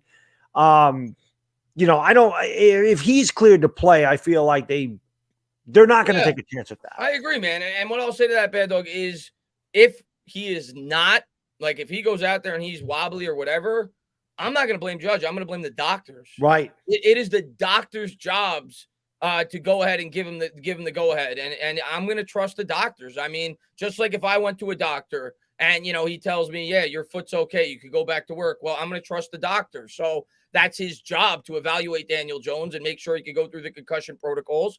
And if he gave the go ahead and Jones is good to go, yeah, I don't think it's the same situation as last year where the Giants decided to, like we said earlier during the stream, where the Giants decided to put Jones out there when he clearly wasn't physically capable of being near what he's capable of being. I'm going to trust the doctors on this one, Chris. And, it's part of the sport. Unfortunately, there's a lot of concussions that happen in football, but if the doctor thinks he's okay to go, I'm good with it, man. Great point. That's a great point because it's not Judge's call. Definitely not. Because that is a doctor. The doctors have to clear him. Joe Judge can't go, yep, he's good to go. Joe Judge is not giving the concussion tests or the concussion protocol or whatever. Joe Judge has nothing to do with that. He's listening to the medical staff, and if they say, hey, he's good to go, he passed all the tests, he's coherent, there's no lingering effects, he's 100%, he can go out there. That's a great point, Chris. This is not Joe Judge's call. Like last year, like you said, with the ankle, when he was limping around and you saw that he was hurt and he put him back out there. Didn't seem like that was smart. Rolly, thank you, buddy. I appreciate you. Really. He says, I don't think Jones should start with the concussion thing. Even if he's cleared, we weren't beating the Rams with him anyway, so why not sit him down this week? What's the point? Well, the point is you're trying to win. I agree we're not going to win. I'm not picking us, but every given week, if like I said, if the doctors say he's completely good to go, you're going to play him. I mean, it's a year in which you're trying to find out what you have at the quarterback position. Every game means so much in terms of the evaluation for Daniel Jones, and if he's good to go, you put him out there and you let him go. I don't see any issue with this. I think fans are kind of, and I know it didn't look good when he was wobbly, but if the doctors say he's good to go, man, that's their job. So I see no issue with putting Daniel Jones out there this week, just because, I mean, you could say, Roldy, if we're being honest, you could say that pretty much about, I don't know, like 12 out of our next 50, whatever, out of our next 12 games, you could probably say that about 10 of them or 9 of them. We're probably going to lose anyway when you just look at the matchup on paper, the way the team looks right now. So I don't think that should have any influence in terms of whether or not he plays or not. If he's good to go and the doctors say he's good to go, he's good to go. I couldn't have put that any better myself. You nailed 2 points that I was going to say. You try to win every game. He gives you the best chance to win. Even if we're not, even if it's a long shot for us to win because the Rams are just a better team and we're not playing really well right now, he definitely gives us a better chance to win than Mike Glennon does. And the second point was, you have to evaluate Daniel Jones. The more time he gets in the pot, behind center, the more plays he makes, the more things you get to evaluate. Because again, you have to make a decision here next year. If you're going forward with this kid and going to give him a ton of money, he needs all the snaps he can get. So yeah, I'm going to trust the doctors. Again, I think this is different than like a pulled muscle or a strained hamstring or, a funky knee or a bad shoulder or something, where that's something that Joe Judge can evaluate himself and go, yeah, this guy, you can see that. You can't really see his brain. You know what I mean? So you really have to depend on the medical staff to know, hey, this kid can go out there and play without any lingering effects. Where with the ankle, you could see he was physically hurting. Yeah. And he shouldn't. And they left him out there. And they should have pulled him. There were two things I didn't like about Judge last year. That was one of them. And the other was the rotating of the offensive lineman. I wasn't a big fan of that. But the way he handled Jones, specifically from within that game, I thought he did a really bad job there. But in this game, like I said, this is on the doctors. It's not on Judge. Yep. If the doctors say this guy could play, he, like you said, he gives us the best chance to win. And we got to evaluate him at the quarterback spot. He's going to play, man. Yeah. Like Barkley, put it this way. Say Barkley next week, they say that he can play or whatever. I mean, I don't know if the doctors clear him. I don't really know how that works with the ankle. But say they say Barkley's good to go, and Joe Judge looks at him in practice and he can't move, or he gets in the game and he's immediately limping. Joe Judge can go, okay, you're not 100%, come out of the game. Like that. I think with an ankle injury, it's way different than a brain because, again, Joe Judge can't see his brain. Joe Judge doesn't know what the hell is going on. Now, if Daniel Jones drops back to pass and he collapses or something on his own, then obviously we know something's wrong. But that's obviously not going to happen. And if something bad did happen, then you blame the doctors, not Joe Judge. This one's not on Joe Judge. And trust me, I've been very critical of him this year for a fact. Bodo, Brilly, thank you so much, my man. Being from Texas, my greatest love was being able to watch Pittsburgh and Houston, and still makes me mad the Oilers are no longer around. Now, that was a good rivalry back in the day. The 1979 AFC Championship game was a good one. What was that? I missed it. It was Pittsburgh and who? The Houston Oilers. Oh, yeah. I mean, I don't go back that far, but I remember the Oilers in the early 90s, man. Warren Moon, that was a really fun team. Run and shoot. The run and shoot. By the way, it probably wouldn't have mattered in the end, Bodo, but Mike Renfro caught that ball in the end zone. We all know that was a catch. We all know that Houston got robbed in the AFC Championship. It wouldn't have mattered. I mean, Pittsburgh ended up winning by 10, but Renfro definitely had a touchdown. My first memory as a kid, in terms of like watching a game in its entirety and being like, I don't know when it was. I might have been 6 or 7. It was the AFC wild card or divisional between the Bills and the Oilers, when the Oilers gave up like the 35-point lead to the Bills. Yes. And I remember watching the game with my dad in the basement. My dad went upstairs after the first half. He said, I'm not watching the rest of this. And the Bills came back with Frank Reich, I think, at quarterback. It wasn't even Jim Kelly. But that's my first memory as a kid watching, like in terms of like start to finish watching a football game. Just any Astros fans watching this. All right, Altuve. Yeah. Big Astros fan this series. I hate Boston. Zuabe, you know what's funny about the story? I was 17. Or maybe 16. I think that was a 93 season. So it was early 94, right? So I was 17. I actually went to the mall. It was 35-3. Chris Dishman had just had a pick six. We went to the mall, said this game's over. And we're joking around at the mall, me and my buddy. And we're like, can you imagine if Buffalo came back and won the game? Can you imagine Buffalo came back? And it wasn't even with Kelly. No, it was with Frank Reich. And sure enough, we came back, and my mother's boyfriend at the time was a Bills fan. And he said they actually came back and won 41-38. We're like, get out of here. They did not. And there was no YouTube. There was nothing. There was no social media back then. So you couldn't see it. And then you saw that. So I didn't get to see the second half of that game until years later because I figured it was over. And then I remember back then my dad, like when we would miss a game, because like you said, there was no DVR. There was no, Sports Center wasn't as big back in like 91. And they would have like one show of Sports Center or whatever. My dad sometimes would pay like 99 cents to call and find out the score of a game. There was no internet.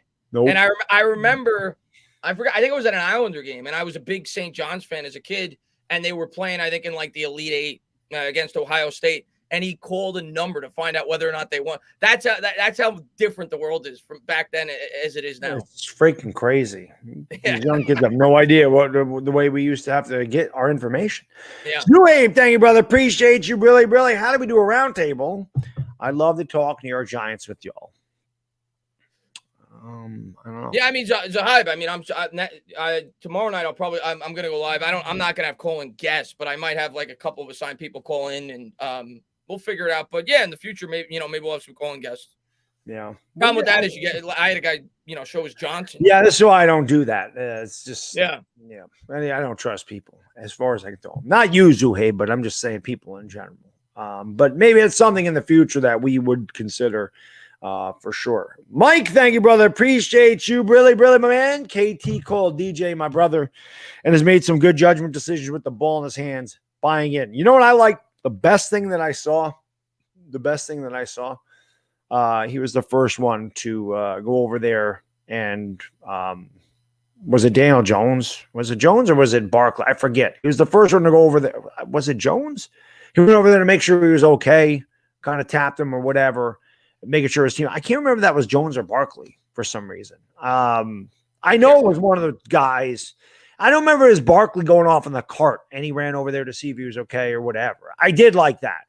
And again, this is why the comparison to Odell Beckham is just amazing to me because again, exciting with the ball in his hand, little bit of an attitude, throwing a punch, and his teammates loved Odell Beckham. So that's why, again, I'm not saying he's going to be Odell Beckham, but it's funny the way.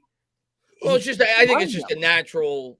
People are going to just bring that up, if we have a really electric wide receiver because Odell was a Giant. I just think that's a natural comparison that Giants fans are going to make. I just don't want to jump that gun yet. I got to see a lot more of him.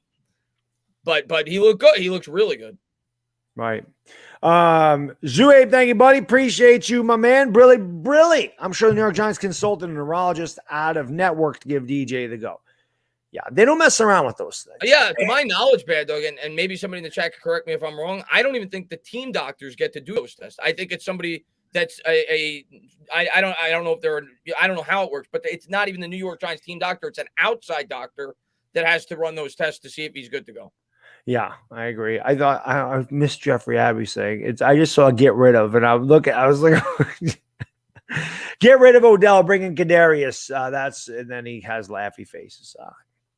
Kadarius ain't making 95 for 4 years. He has nothing to do with Kadarius. He ain't making 95 million. I can tell you that. There's nothing to do with Kadarius. I don't see that. He hasn't been on the Giants for 4 years. I know. Yeah.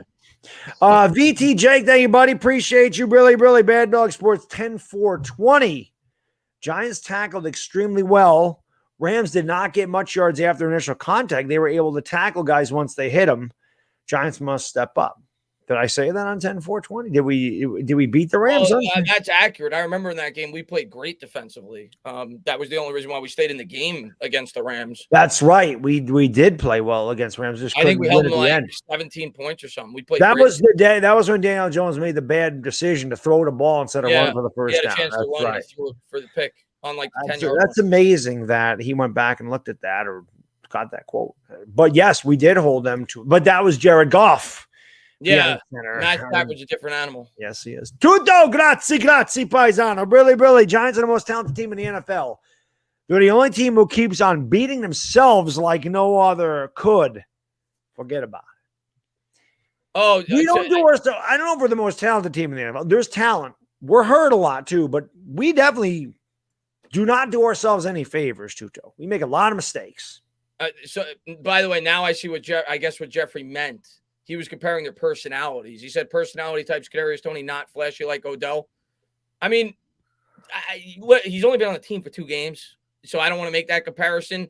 But to me, the biggest issue for me, and I don't want to get into Odell conversation because I know there's a lot of Odell fans. But to me, the biggest thing I always had with Odell was I felt there was a lot of times he put himself above the team in terms of the way he acted off the field, on the field. I haven't gotten that vibe yet with Kadarius Tony. Do I think he did, Was he a little bit, too combative with the media maybe before he should have? Sure. I don't think that was the best idea to go after the media, but I don't, to me, he's done nothing but stick up for his teammates. Even in that fight where he threw the punch, he was sticking up for Evan Ingram. Yeah.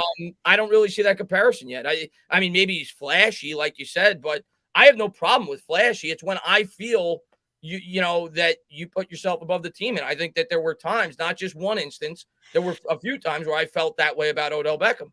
Yep. Agree. Abe Froman, thank you, buddy. Brilly. Gilbride was the OC for the Oilers run and shoot. Yeah, he was. And then he came over here with the New York Giants. We didn't quite have the run and shoot guys to do that with over here. Although he did take a lot of deep shots, and that's why Eli Manning, his percentage, his completion percentage suffered. There's a lot of deep throws, a lot of high risk, high reward throws at the beginning of that, his tenure here. Roldy, thank you, brother. Appreciate you. Brilly. Like my dude Will said on the stream with you and Mike, just because he's clear doesn't mean it's the right move, like Shep. By the way, Will is my dude on Twitter. How do you like the way he's bringing it to you? I don't know who Will is, and I'm not on Twitter that often, so. I was on the stream with Mike, and let me read this. Yeah, like my dude Will said on the stream with you and Mike, just because he is clear doesn't mean it's the right move. Like Shep, by the way, Will is my dude on Twitter. How'd you like the way he was bringing it to you? He wasn't. I thought we had a good conversation. I thought we agreed with almost everything. So he didn't. I know you think that anytime somebody's like bashing the Giants that I'm going to be in complete disagreement with them because you think I'm a pom-pom, but I disagree. I don't think I'm that way. I thought me and Will had a really good conversation. But as far as listen, Brody, just my opinion. If he gets cleared, I think he should play. That's my opinion. I see no reason against that. We're gonna have a worry whenever he comes back. In 2 weeks, you'll have a worry, I guess, that he's gonna get a concussion again. If the doctors say he's good to go, he's good to go. That's my take on it. Yeah, I was just gonna say the same thing, Chris. It does, to me, Roldy. It doesn't matter if it's this week or next week. You always have, the opportunity is the wrong word, but there's always a possibility that you get concussed. It doesn't matter if you've had a concussion before or not. It depends on how you get hit. I mean, if he gets hit in the head again, yeah, obviously he could get his bell rung. But I don't think you're more likely to – maybe you are. I don't know. I've never had a concussion, so I honestly can't speak from that. I don't know if you're more likely to get one because you've already had one. It's not like hemorrhoids. I mean, if you've ever had hemorrhoids, you're more likely to get them than if you've never had them before. That's just a fact. But I don't know. It's weird. But if they say he's ready to go, gotta trust him, because no matter when he comes back, there's always a possibility that happens again, and it could happen to any player, not just Daniel Jones. It could happen to Devontae Booker. It could happen to Kadarius Tony. It could happen to Will Hernandez. It's unfortunate. It's part of the sport. The speed they play at. But if they say he's good to go, what choice do you have as a coach? He's your starter. You got to trust your doctors, man. Yep. Chris, thank you, buddy. Appreciate you, my man. Brilly says, appreciate you guys, Dog and Chris. I'll be listening Sunday. Let's go. Flipper Anderson ain't playing. Much love. Got to build this deck thing again. Yeah, I had to bring up Flipper Anderson, right? That's one of my worst ever, is the 89 divisional playoff against the Rams. And you talk about that all the time. That was a bad one. There's 4 that always stick out. There's that one. There's the one in 97 against the Vikings. There's the one in 2002 against the Niners. And then there's the one in 2008 against the Eagles. Those 4 games. 97 was the penalty, right? There was a bad penalty against the Vikings, right? Yeah, and then they recovered the onside kick. Like that was the worst. I was 12. I was into it, but obviously, I wasn't as big of a fan as I am now. But yeah, I remember watching that game. Just tells you how old I am. I was 21. I was drinking, but legally. Bodo, thank you, brother. Appreciate you, Billy. Do you think the name Barkley is a curse? You're ending up never winning a championship and having a horrible golf swing. Yeah, terrible. Yeah. I don't know, man. I think Barkley's obviously had some bad luck. He talked about that this week. He's had that was a freak injury this week. He just had bad luck, man. It is. It's amazing how just some guys are just unlucky. That's just a freak thing after the play is over, you're slowing down and you just happen to step on the dude's ankle and roll it like you're playing basketball. In basketball, that happens a lot. you're jumping up in the air on a consistent basis. Eventually, you're going to come down, and there's congestion around the rim. You're going to come down someone's foot. I don't know if I've ever seen that in the NFL, Chris, where a guy just steps on someone's ankle after a play's over and completely rolls it like that. I'd have to think about it, but it's definitely not common. That's for damn sure. Yeah, man, that's just bad luck, man. It's bad luck. Neckham, thanks so much, brother. Appreciate you. Really just want to say thank you both. Being a Cowboys fan, any chance I get, I'll always tune in to you both. Philly 500, Louis T. Hey, we appreciate that, man. And those are other great content creators. Philly 500, I love Philly. Yeah, man. He's my guy. And Louis T is awesome. And they're going through a lot of pain just like we are. Yes, they are. They are. And you know what, Neckham? You're enjoying all of our pain. And I don't blame Cowboys fans at all. If we were in this situation where we were 4-1 and the other 3 teams sucked, imagine how good this stream be, right? Chris and I'd be on cloud 9. Yeah. Talking about, yeah. Oh, man, I can't wait. I think about in 2037, I can't wait to be 4-1. And be on here in my wheelchair and I mean, a wheelchair be 52. Nothing. And be really excited about the New York Giants. God, 52. Man, you should be 52 is nothing these days. I'm not that far from 52. Don't put me there. I'm just saying, it just feels like it's going to be forever before. I know what you're saying. It does feel that way. Nameless Grifter, thank you, buddy. Really appreciate you, my man. It says if Tony's the next Odell for the Giants, it's his personality and the press interviews that makes me feel he's a better fit than Beckham ever was. It's too early to tell. You know, if I'm being honest with you, and I'm going to be fair to what Jeffrey said in the chat, Odell got an ego because he blew up. Tony hasn't blown up yet, right? So Tony may get an ego too, right? And I think Baddog and myself constantly say this. The worst thing that ever happened to Odell Beckham was the one-handed catch because he blew up and he got this ego. And I do think that had something to do with him maybe feeling himself a little bit too much. And, you know, and I think sometimes the media definitely took it out of proportion. I think that sometimes the media was unfair to him. But, you know, I go back to say it all the time. The Carolina Panthers game is where, I was beyond pissed off with Odell Beckham. That was the one game where with him and Josh Norman where I was really pissed off in terms of, you know, what he did on the field because that was embarrassing as a Giants fan. It was. But, yeah, I mean, I actually agree with Jeffrey on that. Like, it's been 2 games. You know, let's see, you know, if Tony becomes this superstar. You know, I think about Matt Harvey with the Mets. Not just leaving it to football. Matt Harvey became obsessed with himself. So, you know, he may develop an ego if he becomes that good. So I think it's too early to tell. I think that game against Carolina and Odell Beckham's actions got Tom Coughlin fired. I think that was the game. Should have benched him right away. I think I got him fired. I really do. I think at that point they're like up. He doesn't have control of the team. They're a bad team. They're getting rid of him. I really do. I think that had a lot to do with it. I really do.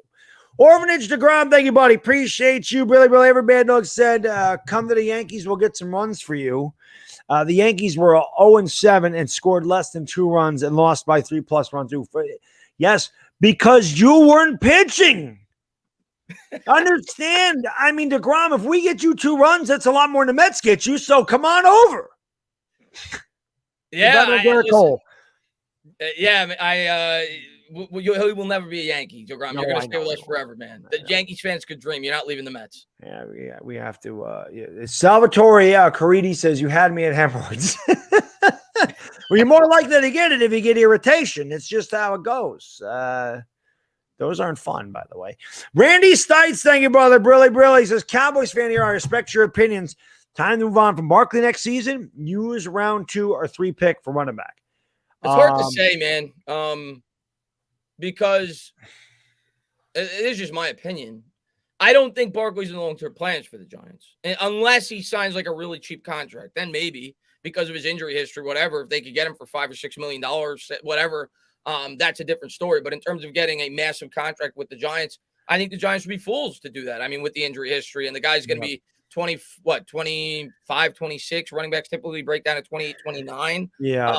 And the guy's not been able to stay healthy. So, and we're not winning. You know, it's hard to justify paying a running back the type of money that Saquon Barkley, you know, we thought could command, based off that. But the reason I think he's going to be back with the Giants next year is I don't think he's going to have much of a trade market. And, and we have him under. You picked up the 5th-year option for $7.2 million, so it's not. Yeah, so I think he'll be back next year with the Giants, and you take it year by year after that. Let's say Barkley has a great year, then maybe you tag him for a year. But I don't think you give Barkley a long-term extension. I don't think you could do it.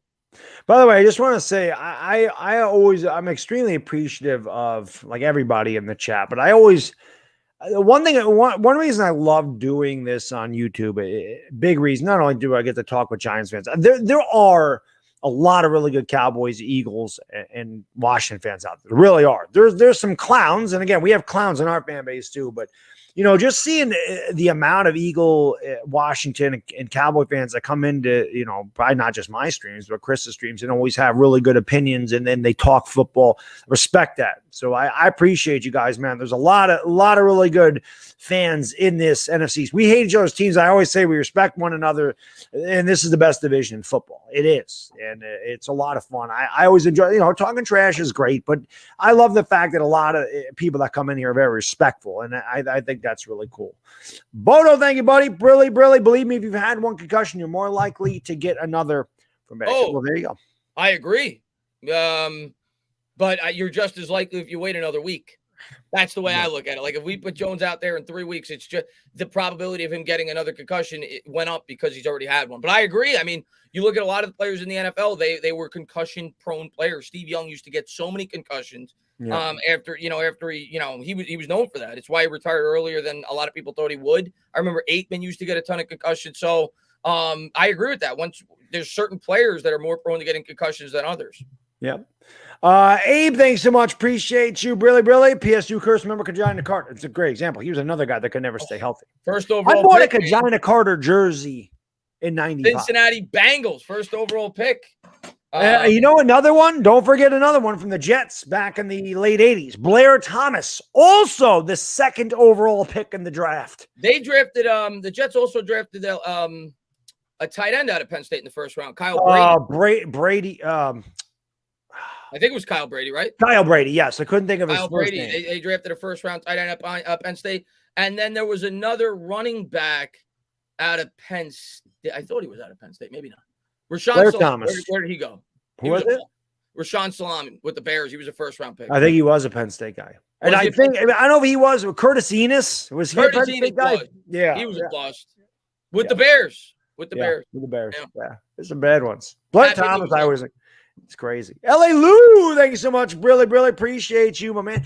Libber Anderson still holds a record for most receiving yards in a game, 338. Even some current day wide receivers didn't know that. Thought I'd mention it. I never knew that he held that record. L.A. Lou, I always thought it was Stephon Page of the Chiefs at 336 that held the record. So I did not know. Oh, did Julio Jones break that? Why do I think Julio? Maybe he came close. I don't know. The thing that I found in the because I like to look at like Flipper and Henry Allard were really freaking good. I like to look at old stats from before my time, like Jerry Rice, and even though I got to see Rice for the second half of his career, and it seems like in that era, even though teams didn't throw nearly as much as they do now in terms of yardage, where quarterbacks are throwing for 4,500, 5,000 yards routinely, it seems like the number one wide receiver used to get a ton of yards. It's like the quarterback only went and looked at like Isaac Bruce had a year where he almost had 2,000 yards, and Jerry Rice had numerous. It seems like because they didn't spread the ball around as much back then, right? You didn't really have a featured slot receiver. You didn't really utilize the running back a lot in the passing game back then for the most part. So it seems like back then the number one receiver still got a ton of yards because they were featured so much. Yeah. Robert, and speaking of Eagle fans, and a great Eagle fan right there. Thank you, brother. Appreciate you, my man. Brilly. This is Baddog Entertainer. What up, fellas? Hopefully the Red Sox get swept because they're anti-American. Right about that. Rock on, fellas. Robert. Oh, and Dallas still stinks. I wish we can agree on that, Robert. We can agree on that. Wish the end of statement was true. But I can't say they stink. They're good this year. That's a good team. Dallas is a good team. I can't deny that. They're good. Rolly, thank you, brother. Appreciate you, Brilly. Zuabe said by the way, Zuabe says you've seen Halloween 2 from 1981. Yeah, you mean Halloween Kills? I watched that today. How was it? It's pretty good. It's not bad. Yeah. Really doesn't make any sense, but it doesn't. I saw yesterday. I saw the new James Bond. And that was actually really good. If anybody's into those types of movies, I would definitely suggest seeing that. And and you might see this bad though because it's nostalgic. Are you a fan of the Ghostbusters? No. Okay, well then you won't.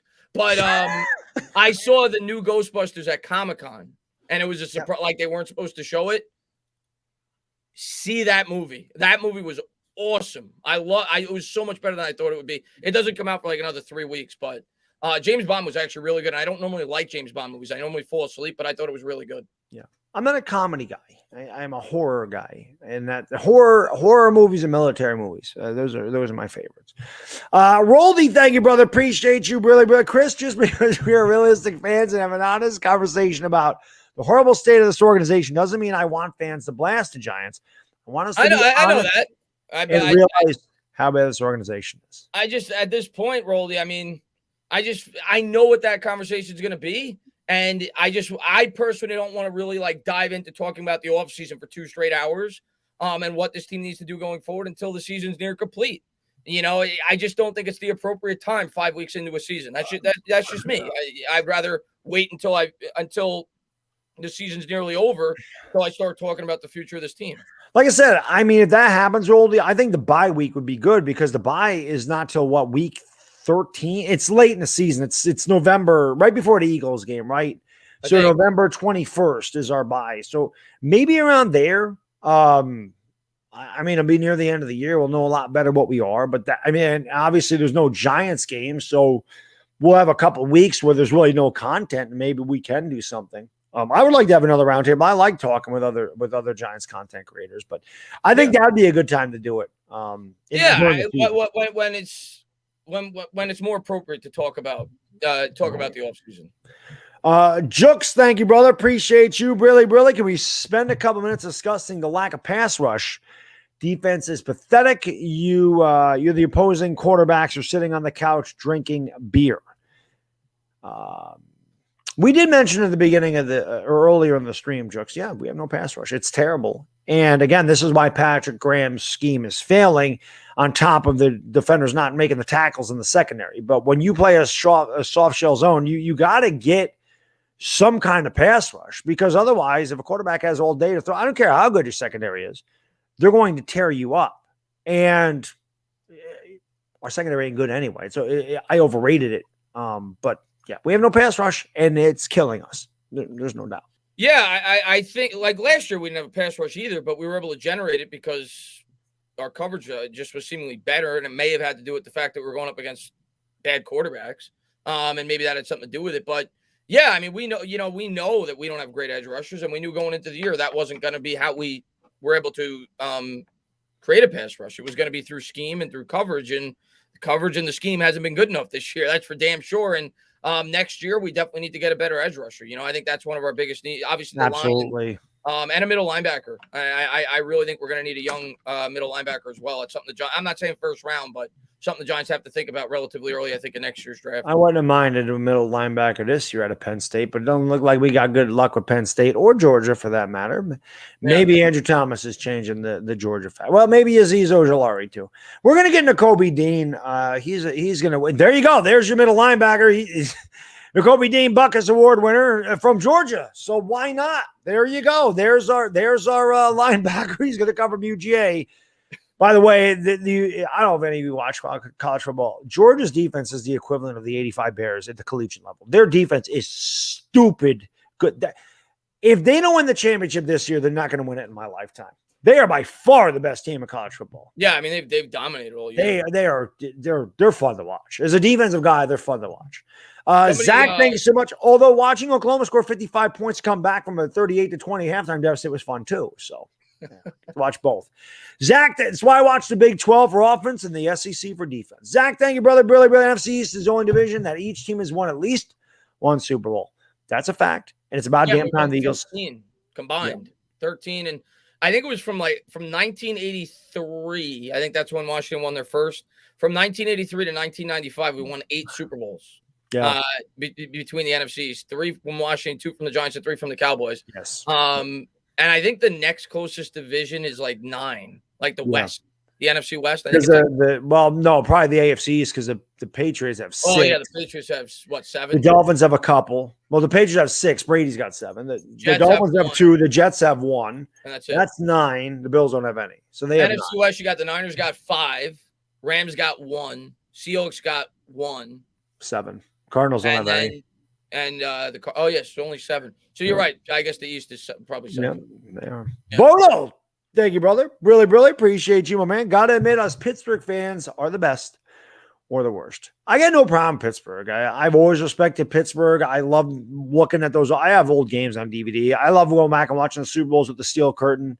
Being a defensive guy, I love Jack Lambert. He's one of my favorite guys to watch. Again, it's part of having a nice DVD collection, being able to go back and watch those guys play because I was too young for that. But I've never met a bad Pittsburgh fan. I'm sure there are within the division, with the Ravens. I know you guys hate the Ravens and the Bengals and all that stuff, but I've never ran into a bad Pittsburgh fan. You guys are usually pretty classy. And I say it all the time about the Steelers. I think that you can make an argument that the Steelers, and I don't necessarily like all your players. I'm not the biggest Ben Roethlisberger fan, but I think the Steelers are.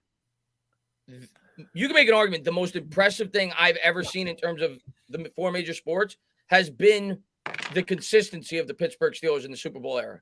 Yeah, the fact that they've only had 7 losing seasons since 1969. Is insane. The Giants have had like 9 losing seasons in the last 10 years. I know. The Pittsburgh Steelers have had 7 losing seasons. That's why I don't feel bad for Steelers fans this year because they're going to have 8, and this will be the first time that Ben Roethlisberger had a losing season. But to me, that's insane that they've been able to sustain that type of success. And big part of that is they've had 4 coaches since then. Yeah, it's insane. So, Roldy, thank you, my man. Appreciate you, really, really. Here we go. So, Chris, I'm going to do what you do. Oh, my God, this Giants organization is the best in football. We have stud players in this team. I love the moves the Giants did. We're going to win 8 or 9 games. Well, Roldy, to be fair, that was me, too. When have I ever said the Giants are the best organization? Roldy Roldy just likes to try to. He does. Like to try to dig at me. Roldy, I'm going to tell you right now, my honest opinion about the New York Giants, I think they're actually the worst organization in football over the last decade. I think they're worse than the Jets. I think they're worse than the Jaguars. I think they're on par with the Lions. I think they are on par with any team in football over the last 10 years. That's how bad and disgusting of an organization they've been over the last 10 years. They've been bad. There you have it. But I mean, listen, Rolly. I mean, I was very optimistic going into this year. Really felt like they were going to be better. I really did, and they let me down. They let pretty close to it. Somebody said, "All right, the Lions are a little bit worse, but it's close." Yeah, it's close. The Giants have been piss poor. It's bad. Zuhaim, thank you, brother. Really. How was Comic-Con, Chris? By the way, Baddog, check out the Jack-O-Lantern Blaze. Go with the family. It's a great setting to enjoy Halloween, and it's upstate. I love Halloween. So my kid does too. My little Baddog loves loves Halloween. Loves scary movies. It's great. My kid loves that stuff. Yeah, and by the way, I disagree that the Jaguars are the worst because the Jaguars went to an AFC championship game. So I think the Giants have been worse than the Jaguars over the last 10 years. I went to something similar to that on Long Island. I forgot what the name of it was in terms of the Jack-O-Lanterns. But as far as Comic-Con, it was awesome. It was great. I love Comic-Con. Bodo, thank you, my man. Appreciate you, brother. Really. If you want to see a great horror movie nobody talks about, oh, good. Carlos Correa just hit a home. Hey, all right. Yeah, I hear you. You're going to be a Yankee next year anyway. Come on, Carlos. Come on, we'll take you. Need a shortstop. Glaber, bye-bye. Bye-bye, Glaber. Bye-bye. If you want to see a great horror movie that nobody talks about, watch Dracula AD 1972. I think I saw that when I was younger. I was watching before I came down here. I don't know if it was like an old show. It was Elvira, which she was popular when I was growing up in the 80s. And it was Don't Look in the Basement. Now if Afghanistan's in here, and Afghanistan's the man, I'm sure he's watched Don't Look in the Basement. Really cheesy, crappy, grainy, early 70s film that I love. Never saw that. I guess one like, I don't know if it's considered crappy or not, but one horror movie I like is The People Under the Stairs. Wes Craven, yeah. I like that one. That was a good one. I like a lot of them. I mean, I got a massive collection over here. Yeah. LA Lou, thanks so much. Appreciate you, Brilly. Anderson, 336. Calvin Johnson, 329. Why the hell? Oh, Julio Jones at 300. That's what it is. Stephon Page, 309. All right, well, I don't know. I was off on Stephon Page. All right, 300 is still pretty good. Right, Jim Benton, 303. Cloyce Box, 302. Would never, ever known who Cloyce Box is. Julio Jones, 300. Yeah, I mean, 1950, 1945, pre-Super Bowl era. But like I said, back then, it seemed like quarterbacks would just throw it one guy. It's not, now they spread it around more. That's amazing. Flipper Anderson's held that record for a long time. Like you said, considering how much they pass. I mean, but that would be like Jones throwing every pass to him. 6 yards is like a week's worth of yards. Yeah, I'll never say. I was just gonna joke around and go hot take. Kadarius Tony breaks that this year. Never happened. The funny thing is, Jim Everett probably threw for like 364 yards in that game, and 336 of them went to Flipper Anderson. It's probably something like that. Yeah, I bet you. And Eric Dickerson was on that team too. The Rams are good. That was another good rivalry. The Giants and the Giants never beat the Rams in the 80s, but it was always a really good rivalry. The Giants did beat them in the 84 playoffs. After losing in I think it was the first game of the season, the Rams beat them like 33-12. They had 3 safeties. The Rams did. It's crazy. Some guy, thank you, brother. Brilly. What are you guys most surprised or happy about with the current state of the Giants? I mean, the only thing I can say I'm happy about is some individual players. To me, the guy I'm most happy about is Andrew Thomas. Great. I'm gonna continue to say that because I think he's much more important than Tony in terms of the long-term success of the football team. So I would say I'm most happy about how Thomas has looked through the 4 games that he has played. Obviously, Tony and Daniel Jones, I've been relatively happy about. You just don't like the concussion. But, those are the things in terms of most surprised, the defense. I thought the defense would be much better than what they've shown so far. Yeah, I got to agree with Chris. I think Andrew Thomas has been who I've been the most happy about. And I think that directly correlates with Daniel Jones getting better. I think with Daniel, because I have screamed about this since Daniel Jones, came into the league, that I think his confidence is the only thing that holds him back. And if you're getting blindsided all the time, you're not going to be confident. You're going to be a little jumpy. And now that you see Andrew Thomas protecting him, when he feels confident that he can stand back there and not get crushed from behind, he's playing better. So, yeah, I'm glad that Daniel Jones has improved. I want the kid to ball out. I want him to be our future quarterback. Andrew Thomas definitely. And then, over the last 2 games, I think Kadarius Tony has shown the propensity to be a very big play receiver, very exciting receiver, and somebody that defenses have to pay attention to, and maybe that'll give other opportunities, guys like Sterling Shepard and Kenny Golladay when he comes back. Maybe Colin Johnson this week or something. I'll throw another name that I'm happy about, and it's a member of the coaching staff. I don't think, as much as we destroy the coaching staff, rightfully so, Rob Sale, I'm very excited about what he's been able to do with this makeshift offensive line. I think they haven't surrendered a sack over the last 2 weeks. And last week, not that it was good, but they haven't surrendered a sack over the last 2 weeks. I think the 2019 was the last time before that they had a game where they didn't surrender a sack. So he's done amazing. I think Rob Sale, with what he's had to work with, and I pray that he's back here next year with the New York Giants. If they fire Judge, obviously he probably won't be, but if Judge is back, obviously I hope Sale's back. I think he's done a great job with this offensive line. Yeah. By the way, again, we got 500 people in here, so if you haven't done so, do me a favor. Hit the thumbs up button. That always helps out the stream more than you know. Smack that thumbs up. It helps out the algorithm. So hit the thumbs up. Subscribe to this channel if you happen to be here and you're a Giants fan or not, and you just like the content. Make sure you subscribe. We'll be live for the Giants and Rams Sunday on this channel. More importantly, make sure you go into the description. The link to the Entertainment Talking Sports is there. We do this show every week. We alternate channels. We also cover each game together. And again, we alternate channels for that. So next week will be on his channel for the show and the game. Hopefully we're discussing a win. It's very unlikely, but you never know. Hopefully we're discussing a win. But hopefully you guys will subscribe to both channels. And we really appreciate you spending your Friday evening with the 2 of us. Nakem, I mean, you couldn't get 2 better looking guys if you tried anyway. Nick, although Lily will disagree. Nakem, thank you so much. Brilly says, Chris, not sure if you ever moved down to Dallas. Baddog, please be here for next year, Texas OU. I wish. That's well, not the State Fair of Texas, but Norman, Oklahoma is a bucket list item for me. I got to get to a Sooner game before I go to the big Norman, Oklahoma in the sky. So I got to get there. But I would love to go. Yeah, no, I never. I mean, I would definitely like to go back to Texas. I liked Texas when I was there, but no, I didn't end up moving there. And I see Philly for life in here saying, serious question: when will your team ever become an actual competitive team? When yours does. I don't know. Probably about the same time that yours does. I mean, Right. Both of our teams right now look like absolute trash. And like I said earlier, I'm not sugarcoating. The Giants are horrible. They're in a horrible situation, and I just hope that they can find a way to get out of it. But I do not have rainbows and butterflies in terms of our expectations going forward. No, but it's just funny coming from an Eagles fan because you guys are absolute trash too. So I mean, whatever. Whatever. You're not the Cowboys. If it was the Cowboys, fine. But I mean, what the hell have you done in the last 2 years? Nothing. Well, Eagles fans will look at last night's game, and again, I'm not trying to rag on the Eagles because we're in no state to be ragging on anybody. But Eagles fans will look at last night's game and they'll be like, "Oh, we only lost to the Bucs by 6." If you watch that game, the Bucs gave up garbage touchdowns at the end of the game. They didn't have 100 yards of total offense.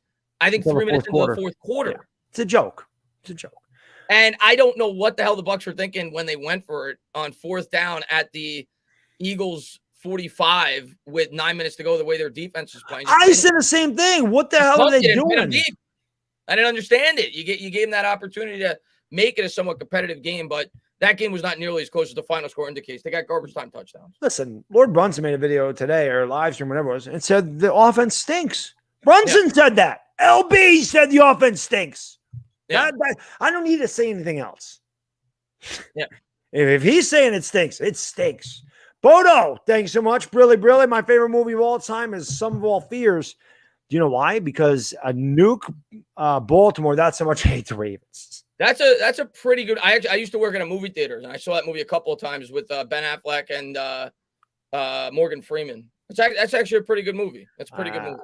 Yeah, I know. But listen, that's the way I feel about the Eagles. So I get you, Bodo.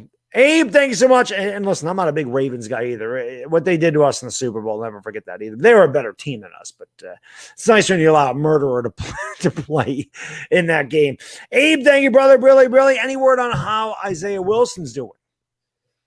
I have not heard much. I mean, all I know is he came in 50 pounds overweight, and you figure he's not going to – I don't think he's going to get an opportunity to start unless they have a lot of injuries, but he's a guy you kind of stash on the practice squad, and maybe he gets an opportunity maybe he gets an opportunity as the season progresses to get called up to the 53-man roster. But I don't think he's going to get an opportunity to start without an injury. I think that'll be Parrott, and I think that'll be Thomas. Yeah. Roldy, thank you, brother. Appreciate you, my man. Billy says, all joking aside, should we start trading for picks at the trade deadline? And who would have some trade value? Listen, man. I don't know when the trade deadline is. I'll just say I'm going to assume it's after week 8, like at the midway point of the season. It might be before that. I don't know. Actually, I'll look it up while I'm talking. I think it's week 6, but let me look right now. I'm just curious. It's early. NFL trade deadline 2021. It is when is it? It is November 2nd. So that's in a month. Less than a month, right? Because today's so that's 2 games 3 before. weeks. Yeah, I think right before the trade deadline. So maybe 3 games.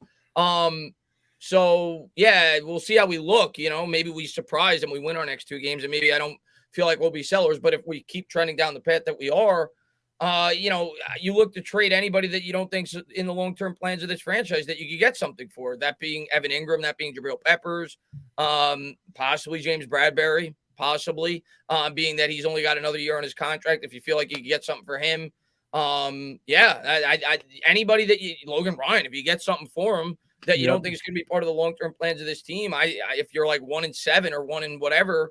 I think they should be forward thinking and trying to get draft picks. But again, I don't know what you're going to be able to get for those players either, so. Right. You might be able to get a better compensatory pick. Who the hell knows? Yeah. And thank you, brother. Really. That's what I was laughing at. He says, I was best man at Cloisbox's wedding. That's how old the imp is. The Cloisbox played in the 50s, and the imp was his best.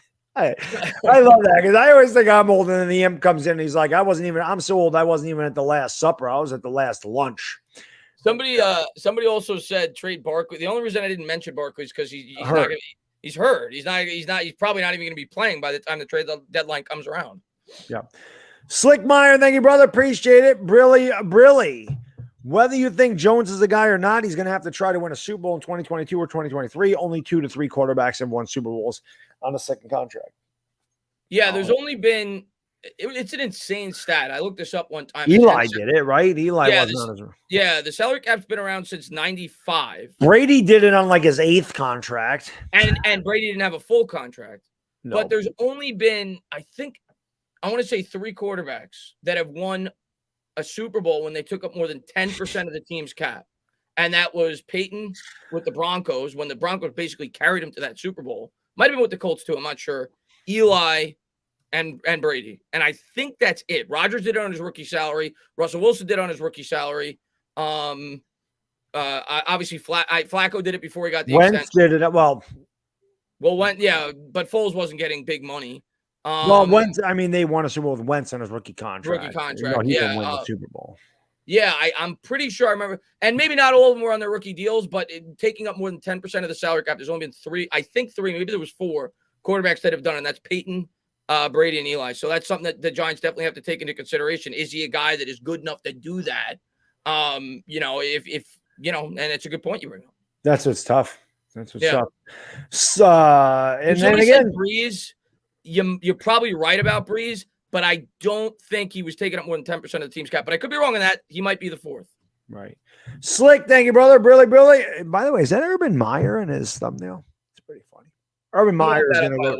What's that? What's that? I'm going to look that up while you're talking. Oh, he says Eagles are supposed to stink. What's the Giants' excuse? Well, as fans, we were optimistic. If you look at Vegas and you look at the media, we were supposed to stink. So yeah, we were supposed to stink. So I don't know what else to say. We were supposed to suck. Well, as fans, we were just more optimistic, but we were a huge long shot to win the division.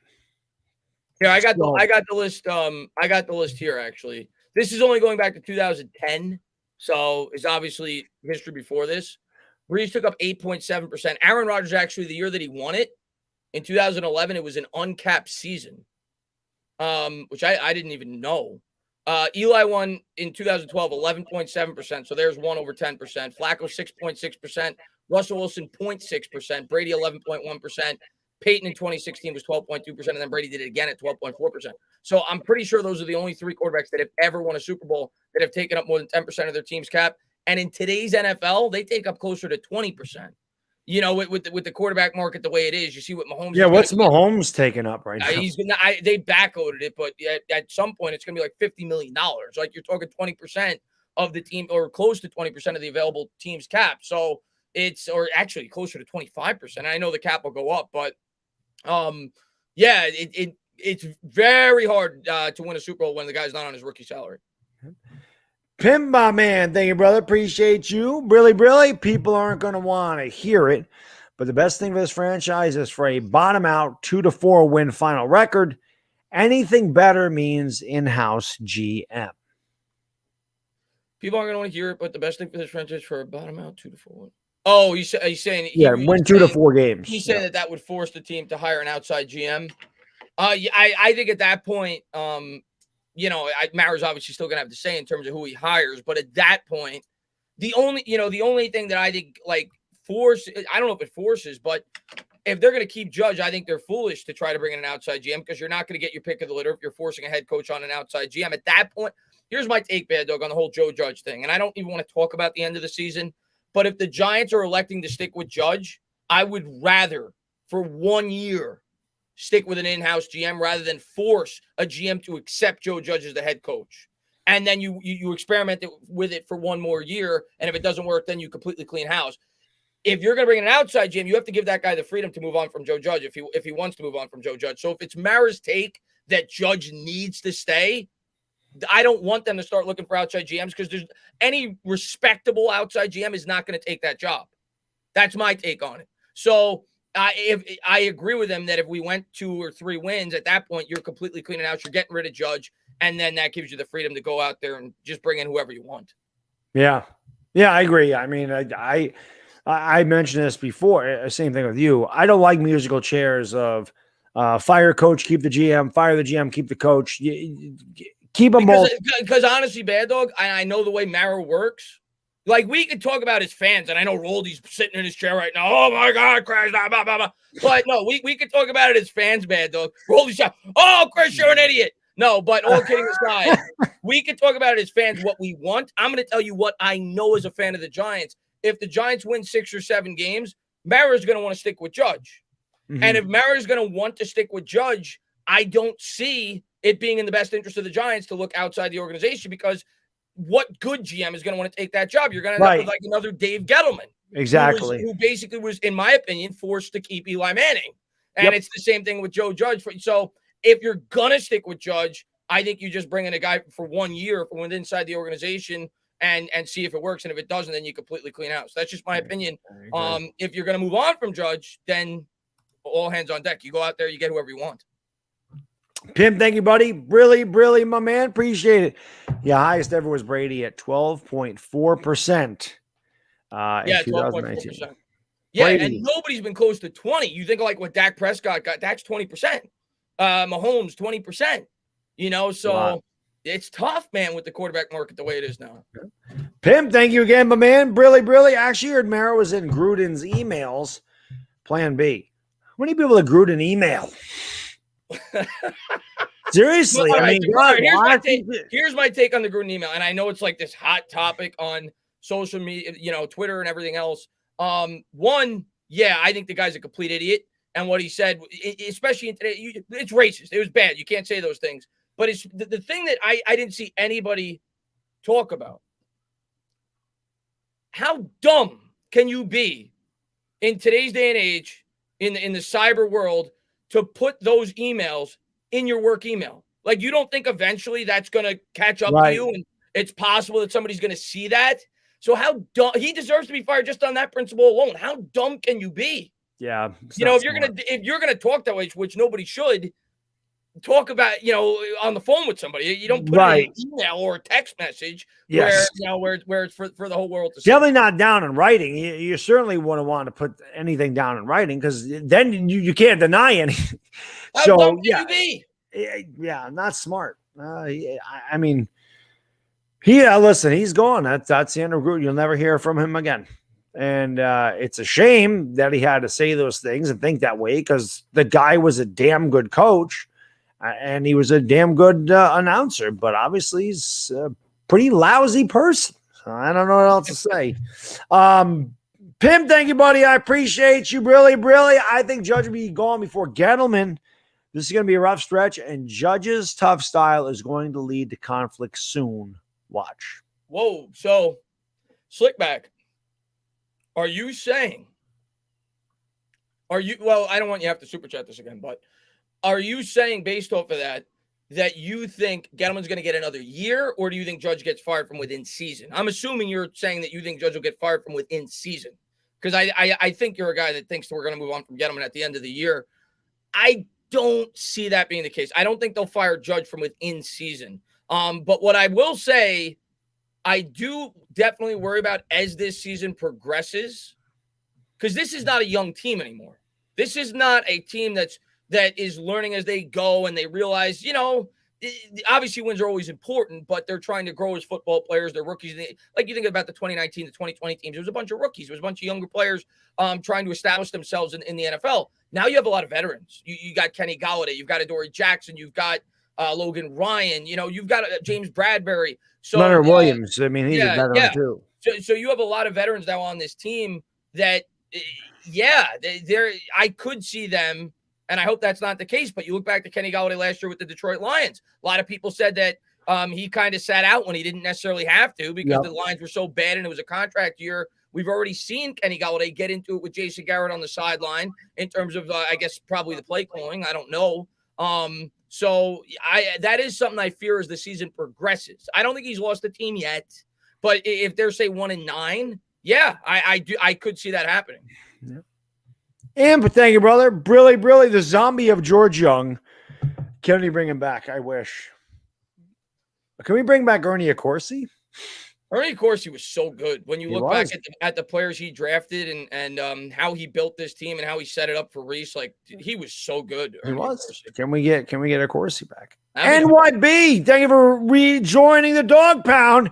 NYB Sim, welcome back to the Dog Pound, baby. Dog Pound members, you know what to do. Welcome the man into the kennel. Let's go. NYB's the man. What's going on, buddy? He is the man. Let's go. Skywalker, thank you, buddy. Really appreciate you, my man. What are your thoughts on Patrick Graham as head coach? No. I can't. The guy sucks this year. I would think Garrett would have a better chance of becoming the head coach before Garrett. I don't understand, and I don't think most Giant fans are giving Graham a pass, but I just feel like all the venom is at Garrett. Like, Graham deserves a lot of the venom this year. Like, I don't know, man. Patrick Graham has not done a good job. Patrick Graham probably should have taken the head coaching job last year when he had the opportunity. I'll be honest. I think I don't know because I don't remember everything I say. I'm getting old. But I swear, I think that out of the three coaches, Jason Garrett has received the least amount of criticism from me. I'm pretty sure I've been all over Joe Judge. I have definitely been tough on him this year with good reason. Yeah, I'm not saying you. I know, but I'm thinking that I have been easier on Jason Garrett. Garrett, to me, hasn't done that bad of a job. And I think last year his hands were tied. I'm not saying he's great. I always say it, man. He's not the best offensive coordinator, but he's definitely not this team's biggest problem right now. Pimp, thank you, buddy. Appreciate you. Brilly. He says, no, I think Judge loses the locker room by week 13-ish. And then he follows up with another one. Thank you, my man. Appreciate you. He says, imagine telling people to run laps when you're 1-10. Yeah, I agree with you. It's especially with veteran players. If the team's not winning, it's going to grow old. It will grow old eventually. At the end of the day, nobody wants to go to work when the team's 1-9, 1-10, especially like I said, when it's not a bunch of rookies. When it's guys that are veterans, they're looking to compete in the NFL. Slick, thank you. Slick Meyer, not Slick back. Thank you, brother. Brilly. Joe Judge will be working at Gold's Gym next year. He might be a track coach. Maybe he'll be a track coach, and he'll have guys. He and Nick Sirianni can hang out together. Yeah, I don't know, man. We'll see. I'm not ready to say that I know Judge is going to be fired yet. I'm not on that train yet, but he's definitely not had the best of years. So let's put it that way. Yeah. Jeffrey Abbey says Giants love to gamble. Hired a special teams coach for his first ever head coach position. Well, it's kind of like the Yankees. They hired Aaron Boone, never had any coaching experience. It was a huge risk and gamble, but time shall tell. Giants messed up with coach GM connections of late. Yeah, I mean, Jeffrey, that sometimes it works, sometimes it doesn't, right? You look around the league, there's a lot of gambles, right? I mean, you Arizona Cardinals, could you think of a bigger gamble in terms of a head coach in the NFL? He wasn't even a very good college coach. With Cliff Kingsbury, you think about the Steelers. Mike Tomlin's a Hall of Fame head coach. Nobody knew who the hell he was when the Steelers hired him. You think about Harbaugh with the Ravens. He was a special teams coordinator, just like Judge was for years. And obviously he's become one of the top 6-7 head coaches in the NFL. So sometimes those gambles pay off and sometimes they don't. Yeah, good point. 710, thank you, buddy. Brilly. Not sure if asked. Thoughts on Tony look special. Oh, yeah, we talked about Kadarius Tony a lot. Both of us did videos on that, too, at the beginning of the week, if you want to check those out. But, yeah, I think that he does. I think he's an exciting young player. He definitely has talent, and I hope that he gets more opportunities. He definitely looks like he could be a big piece of what we do on offense, and I think that defense is going to have to pay more attention, which could open up opportunities for other receivers. But yeah, I think Tony has definitely looked good the last 2 weeks. He's definitely looks like he could be a serious threat in the passing game. Yeah, I mean, listen, man, I think a lot of people, and I think he was unfairly judged as being a gadget receiver when he entered the NFL, and I think a lot, and I do want to see him used more in the Wildcat. It was great. There's one play he got 9 yards, but I think a lot of people put like that Tavon Austin label on him because that's what Tavon Austin was, but he is more than that. I mean, all you got to do is watch the guy play. The guy creates instant separation, and I loved him a lot coming out of college. I did. I just didn't know. I remember saying in my Discord, actually, and I have the proof. I got to find it. I'll show it to you guys. But I said about 2 weeks leading up into the draft, I remember watching highlight videos of Kadarius Tony, and I had him mock to the Giants in my last mock draft. I remember saying in my Discord, I think Kadarius Tony, if he's put in the right situation, could be the best wide receiver in this draft. That's how much I liked him coming out of Florida. When the Giants drafted him, I wasn't so sure that Garrett could get the most out of his skill set. When I said that, I was thinking more like Sean Payton with the Saints. I thought that would be like such a great fit, how innovative and creative he is with his offense and things like that. And they were kind of picking later in the first round.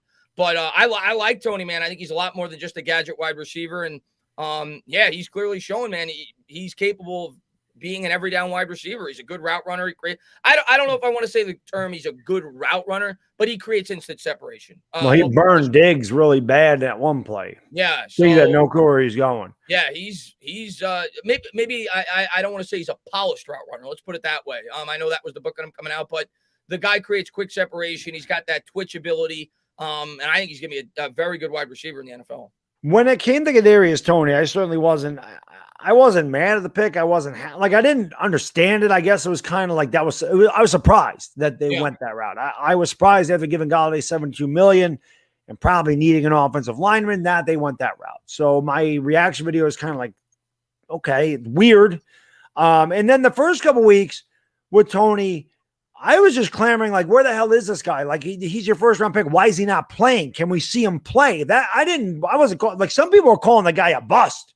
Right? They're like, he's a bust. I'm like, can we at least see the kid play before we label him as anything? I was like, why is he not on the field? What is the deal? And he had a very weird start here. It was just weird. Everything was weird. It was weird start. I really think Judge, he is like beyond conservative. Like we see it with his decision making in games, and I think he handles his rookies the same way. Like I think like and you see it with Parrott now with Nate Solder to start the year. I just feel like he's one of these guys that is like, and maybe this is just me guessing. I don't know this. Like I don't talk to Judge, but I just get the feeling that Judge is one of these guys that like wants to make the rookies like earn their spot in terms of the starting lineup on the roster. I'm not even saying he should have started. I'm just like, can we? No, I agree. I agree with you. I the first 2 weeks I kind of gave him a pass because he literally didn't even like start running routes until like the last 5 days before the season started. Right, but again, I made the point that Colin Johnson got there a week before and had 5 catches. Yeah, that's fair. But I gave him a pass for that. But week 3 on, I thought he should have been more involved for sure. And he clearly has a lot of talent and and obviously I expect to see him a lot more involved going forward. I mean, if anything, I also have proof on Instagram that there is a picture of he and Daniel Jones, and I say this duo is better than Ertz, Devontae Smith. There you go. Wait, Jones and Tony? Kadarius Tony. Yeah. A picture of them, and I said they will be better. This before the season started. Before the season started, I said this duo better than Ertz Smith. Me and Kadarius Tony's better than Ertz can't throw. Well, that's true. Ertz, we're America's wheels. He can rent a car, though, if he wants to. Mike Horgan, thank you, buddy. Appreciate you. Billy says they're not running laps in season. Okay. Didn't know that. I thought they would, but I did not know they were not running laps in season. It's funny. I told LB he's got those hurt season hats. I said it's perfect because your season's going to hurt. He stinks. Chris, long before he was an Eagle, I told you that guy was no good. It's just crazy. And listen, we are as dysfunctional as anybody. We're more. We suck. We're much more dysfunctional than the Eagles over the last 10 years. They won a Super Bowl. Yes. But it is crazy to me how poorly the Philadelphia Eagles botched Carson Wentz. Oh, terrible. Carson Wentz was a top 7 quarterback. Easily. They completely botched it.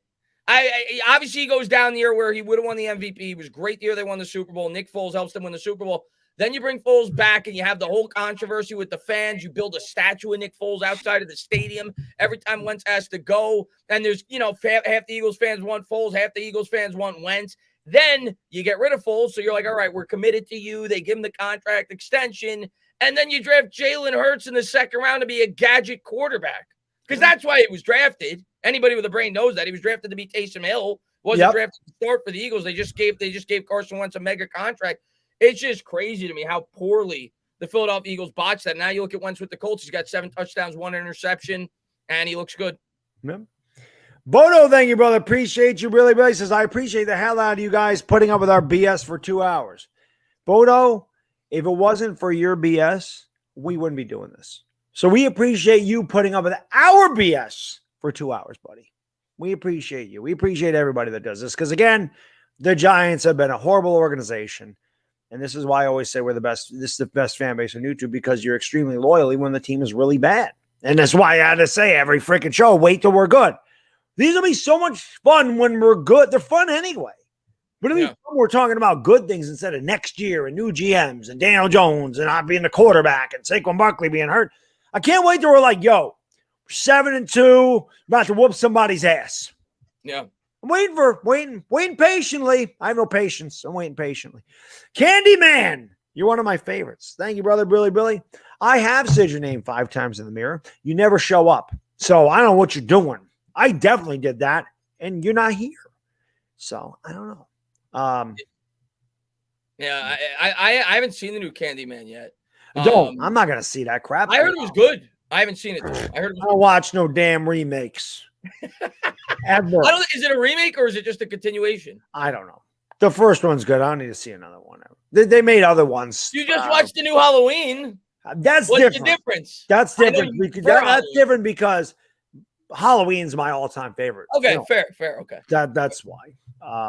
And now look at it, from one celebrity to another. Art Vandelay, my favorite television character of all time. George Costanza. Thank you, brother. Brilly. At least Joe isn't on that Urban Meyer.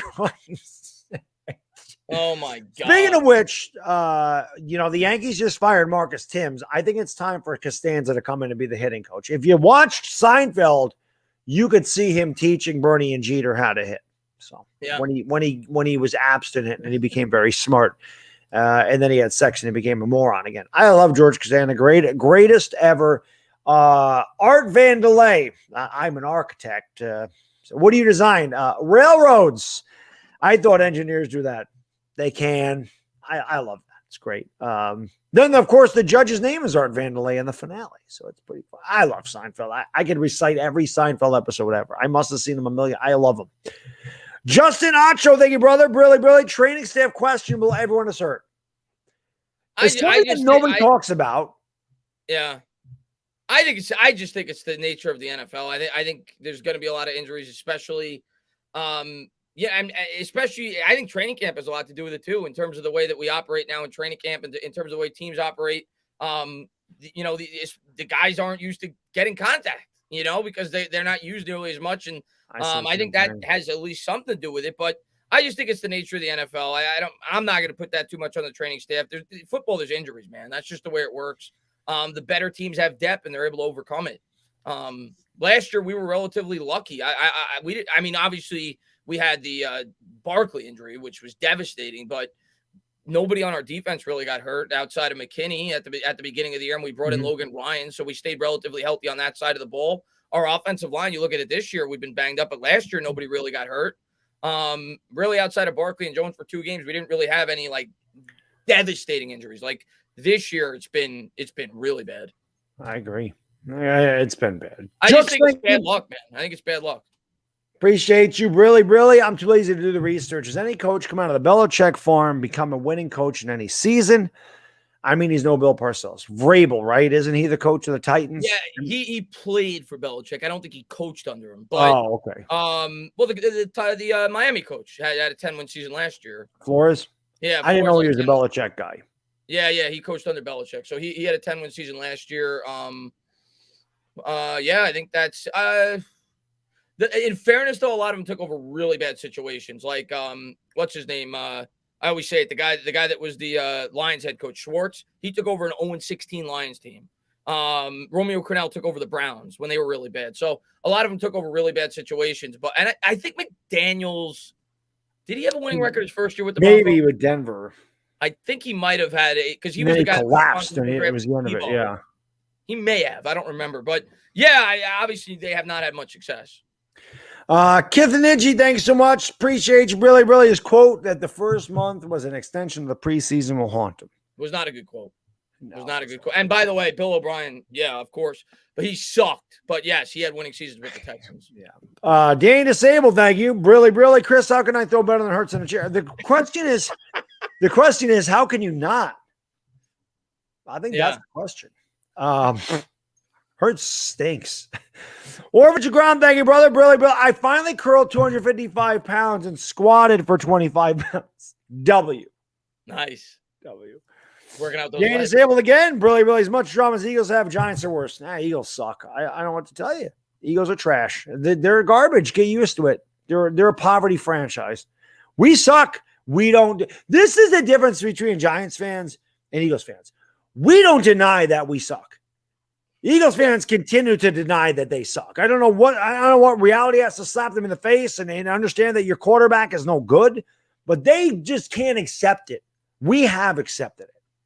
Yeah. I think that's a difference between the fan bases. I really do. Yeah, we've gotten to a point where to be fair, we've been beaten down a lot more than they have in recent history, but they went to won a Super Bowl, went to the playoffs the next 2 years. So they'll get there. They'll get to the point where they accept it. Of course, if I go into Philly 500 stream, which I do, and I don't talk, I just look at it. They all know that Hurts sucks. That's all I read on them. How could you not? The guy sucks. Good. I'm glad that they're getting their senses about him. It's about time.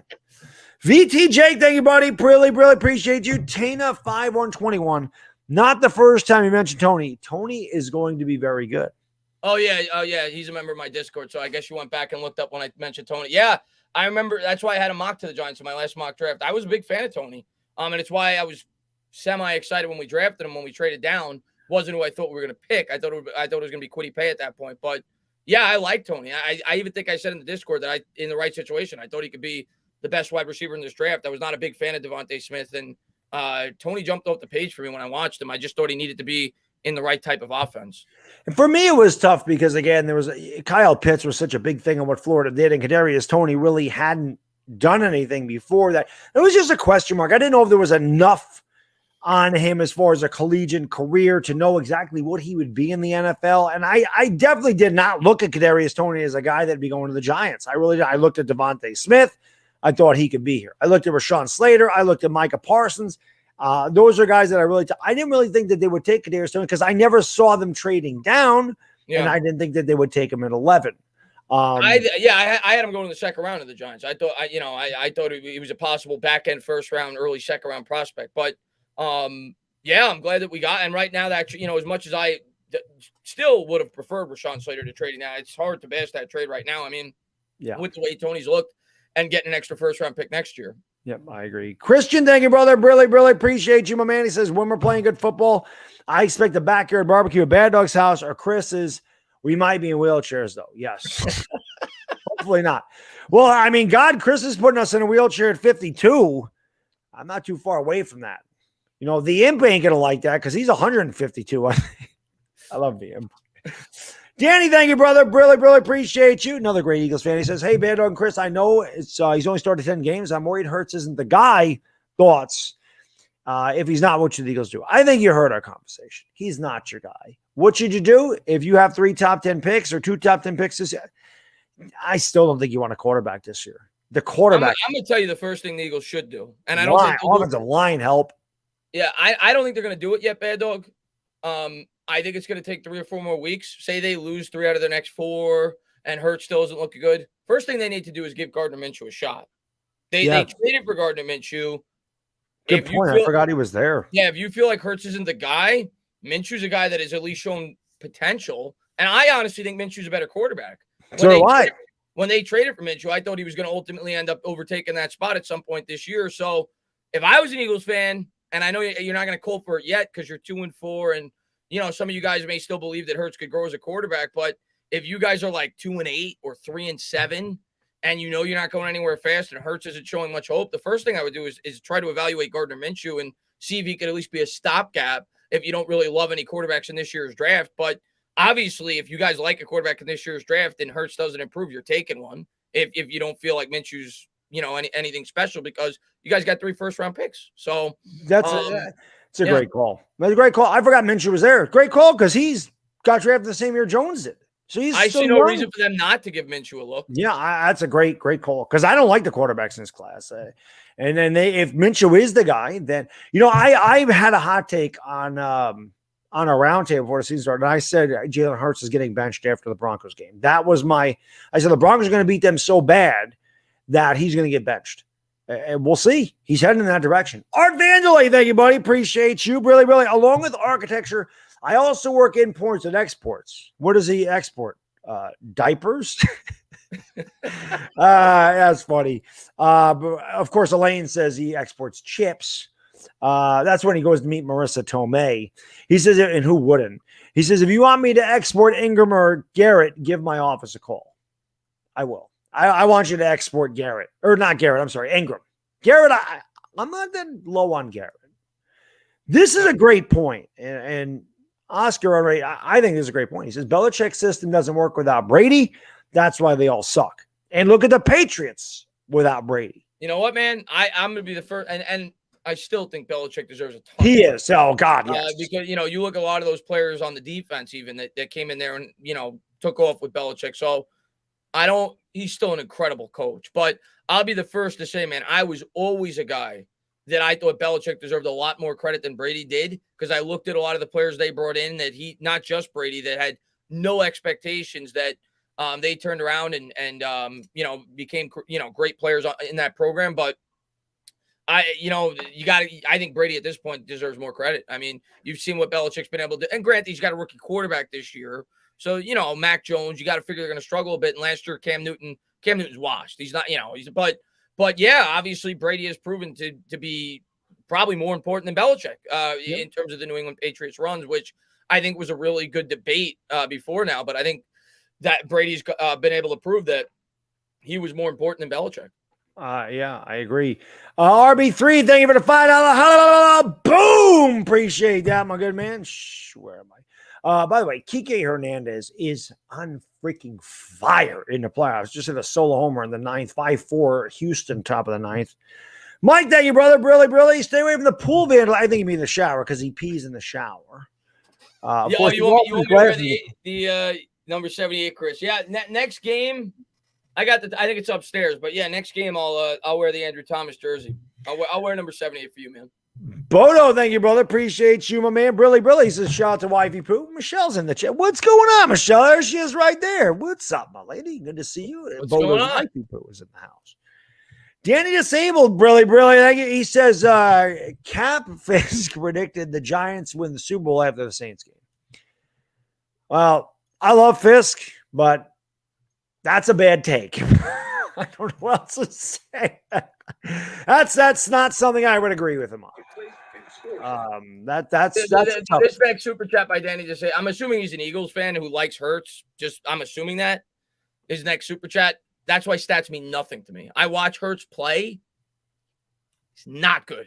And he compiles a lot of those stats when the game is completely absolutely over. 6 of his touchdowns, remember, when they've been down by like 3 touchdowns. Are in zone. He is not. I hope that they agree with you. I hope they feel like he could be a part of the future at the quarterback position with the Eagles, because in my opinion, he is not the long-term answer. Yeah.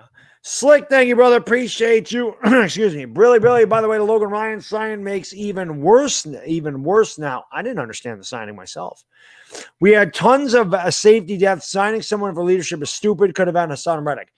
When the Giants gave Logan Ryan the $30 million, I didn't understand it because I thought that's what McKinney was drafted for. I didn't get it at all. So I agree with you there. I had a hard time understanding what the hell they brought him back here for $30 million when we didn't have a lot of cap space. Yeah. I listen, man, I couldn't kill the move when they made it because I love Logan Ryan and he's a leader of the team, but I think the Giants overrated that a little bit, if I'm being honest, in terms of the importance of that. The importance to me comes down to keeping the more important players in terms of being a success.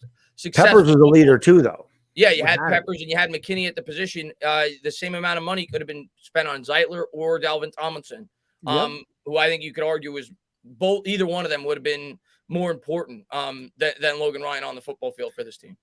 Zooabe, thanks so much. Appreciate you, brother. Billy. My girlfriend got me a mini helmet and an NFL football signed by Carl Banks and McKinney. She's a keeper, sir. She's a keeper. There you go. That's awesome, man. Danny Sable, thank you, brother. Billy. There you go. Hurts on pace of 4,800 yards and 850 rushing yards.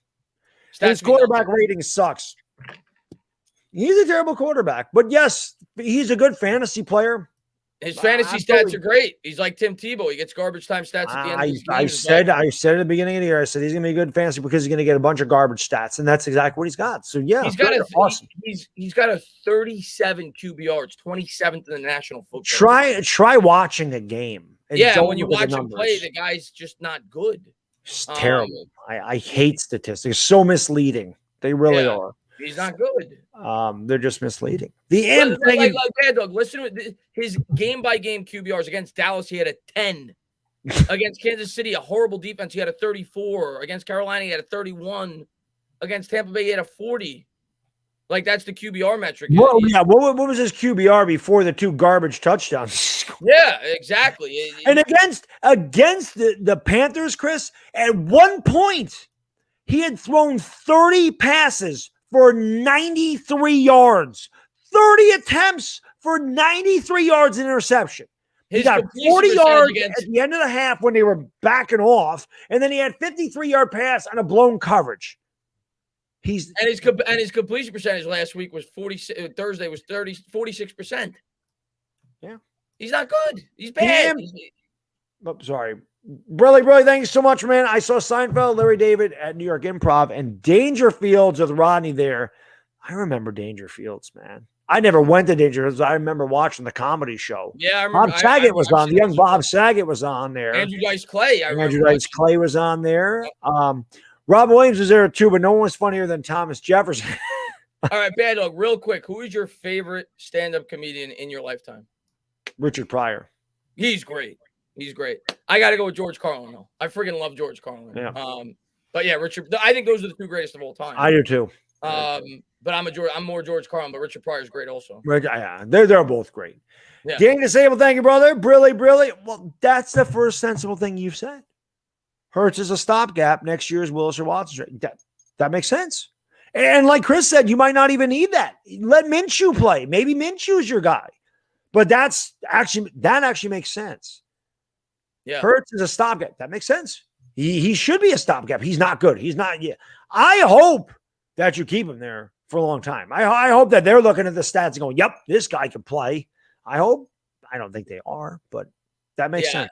I agree. He's probably a stop. Yeah, you're right about that. He is a stopgap. But why bring up the stats if you think he's a stopgap? He's been bad. Because he's just bullshit, and then he wanted to get serious, which I respect. I respect the trash talking, and then he got serious. None that I respect.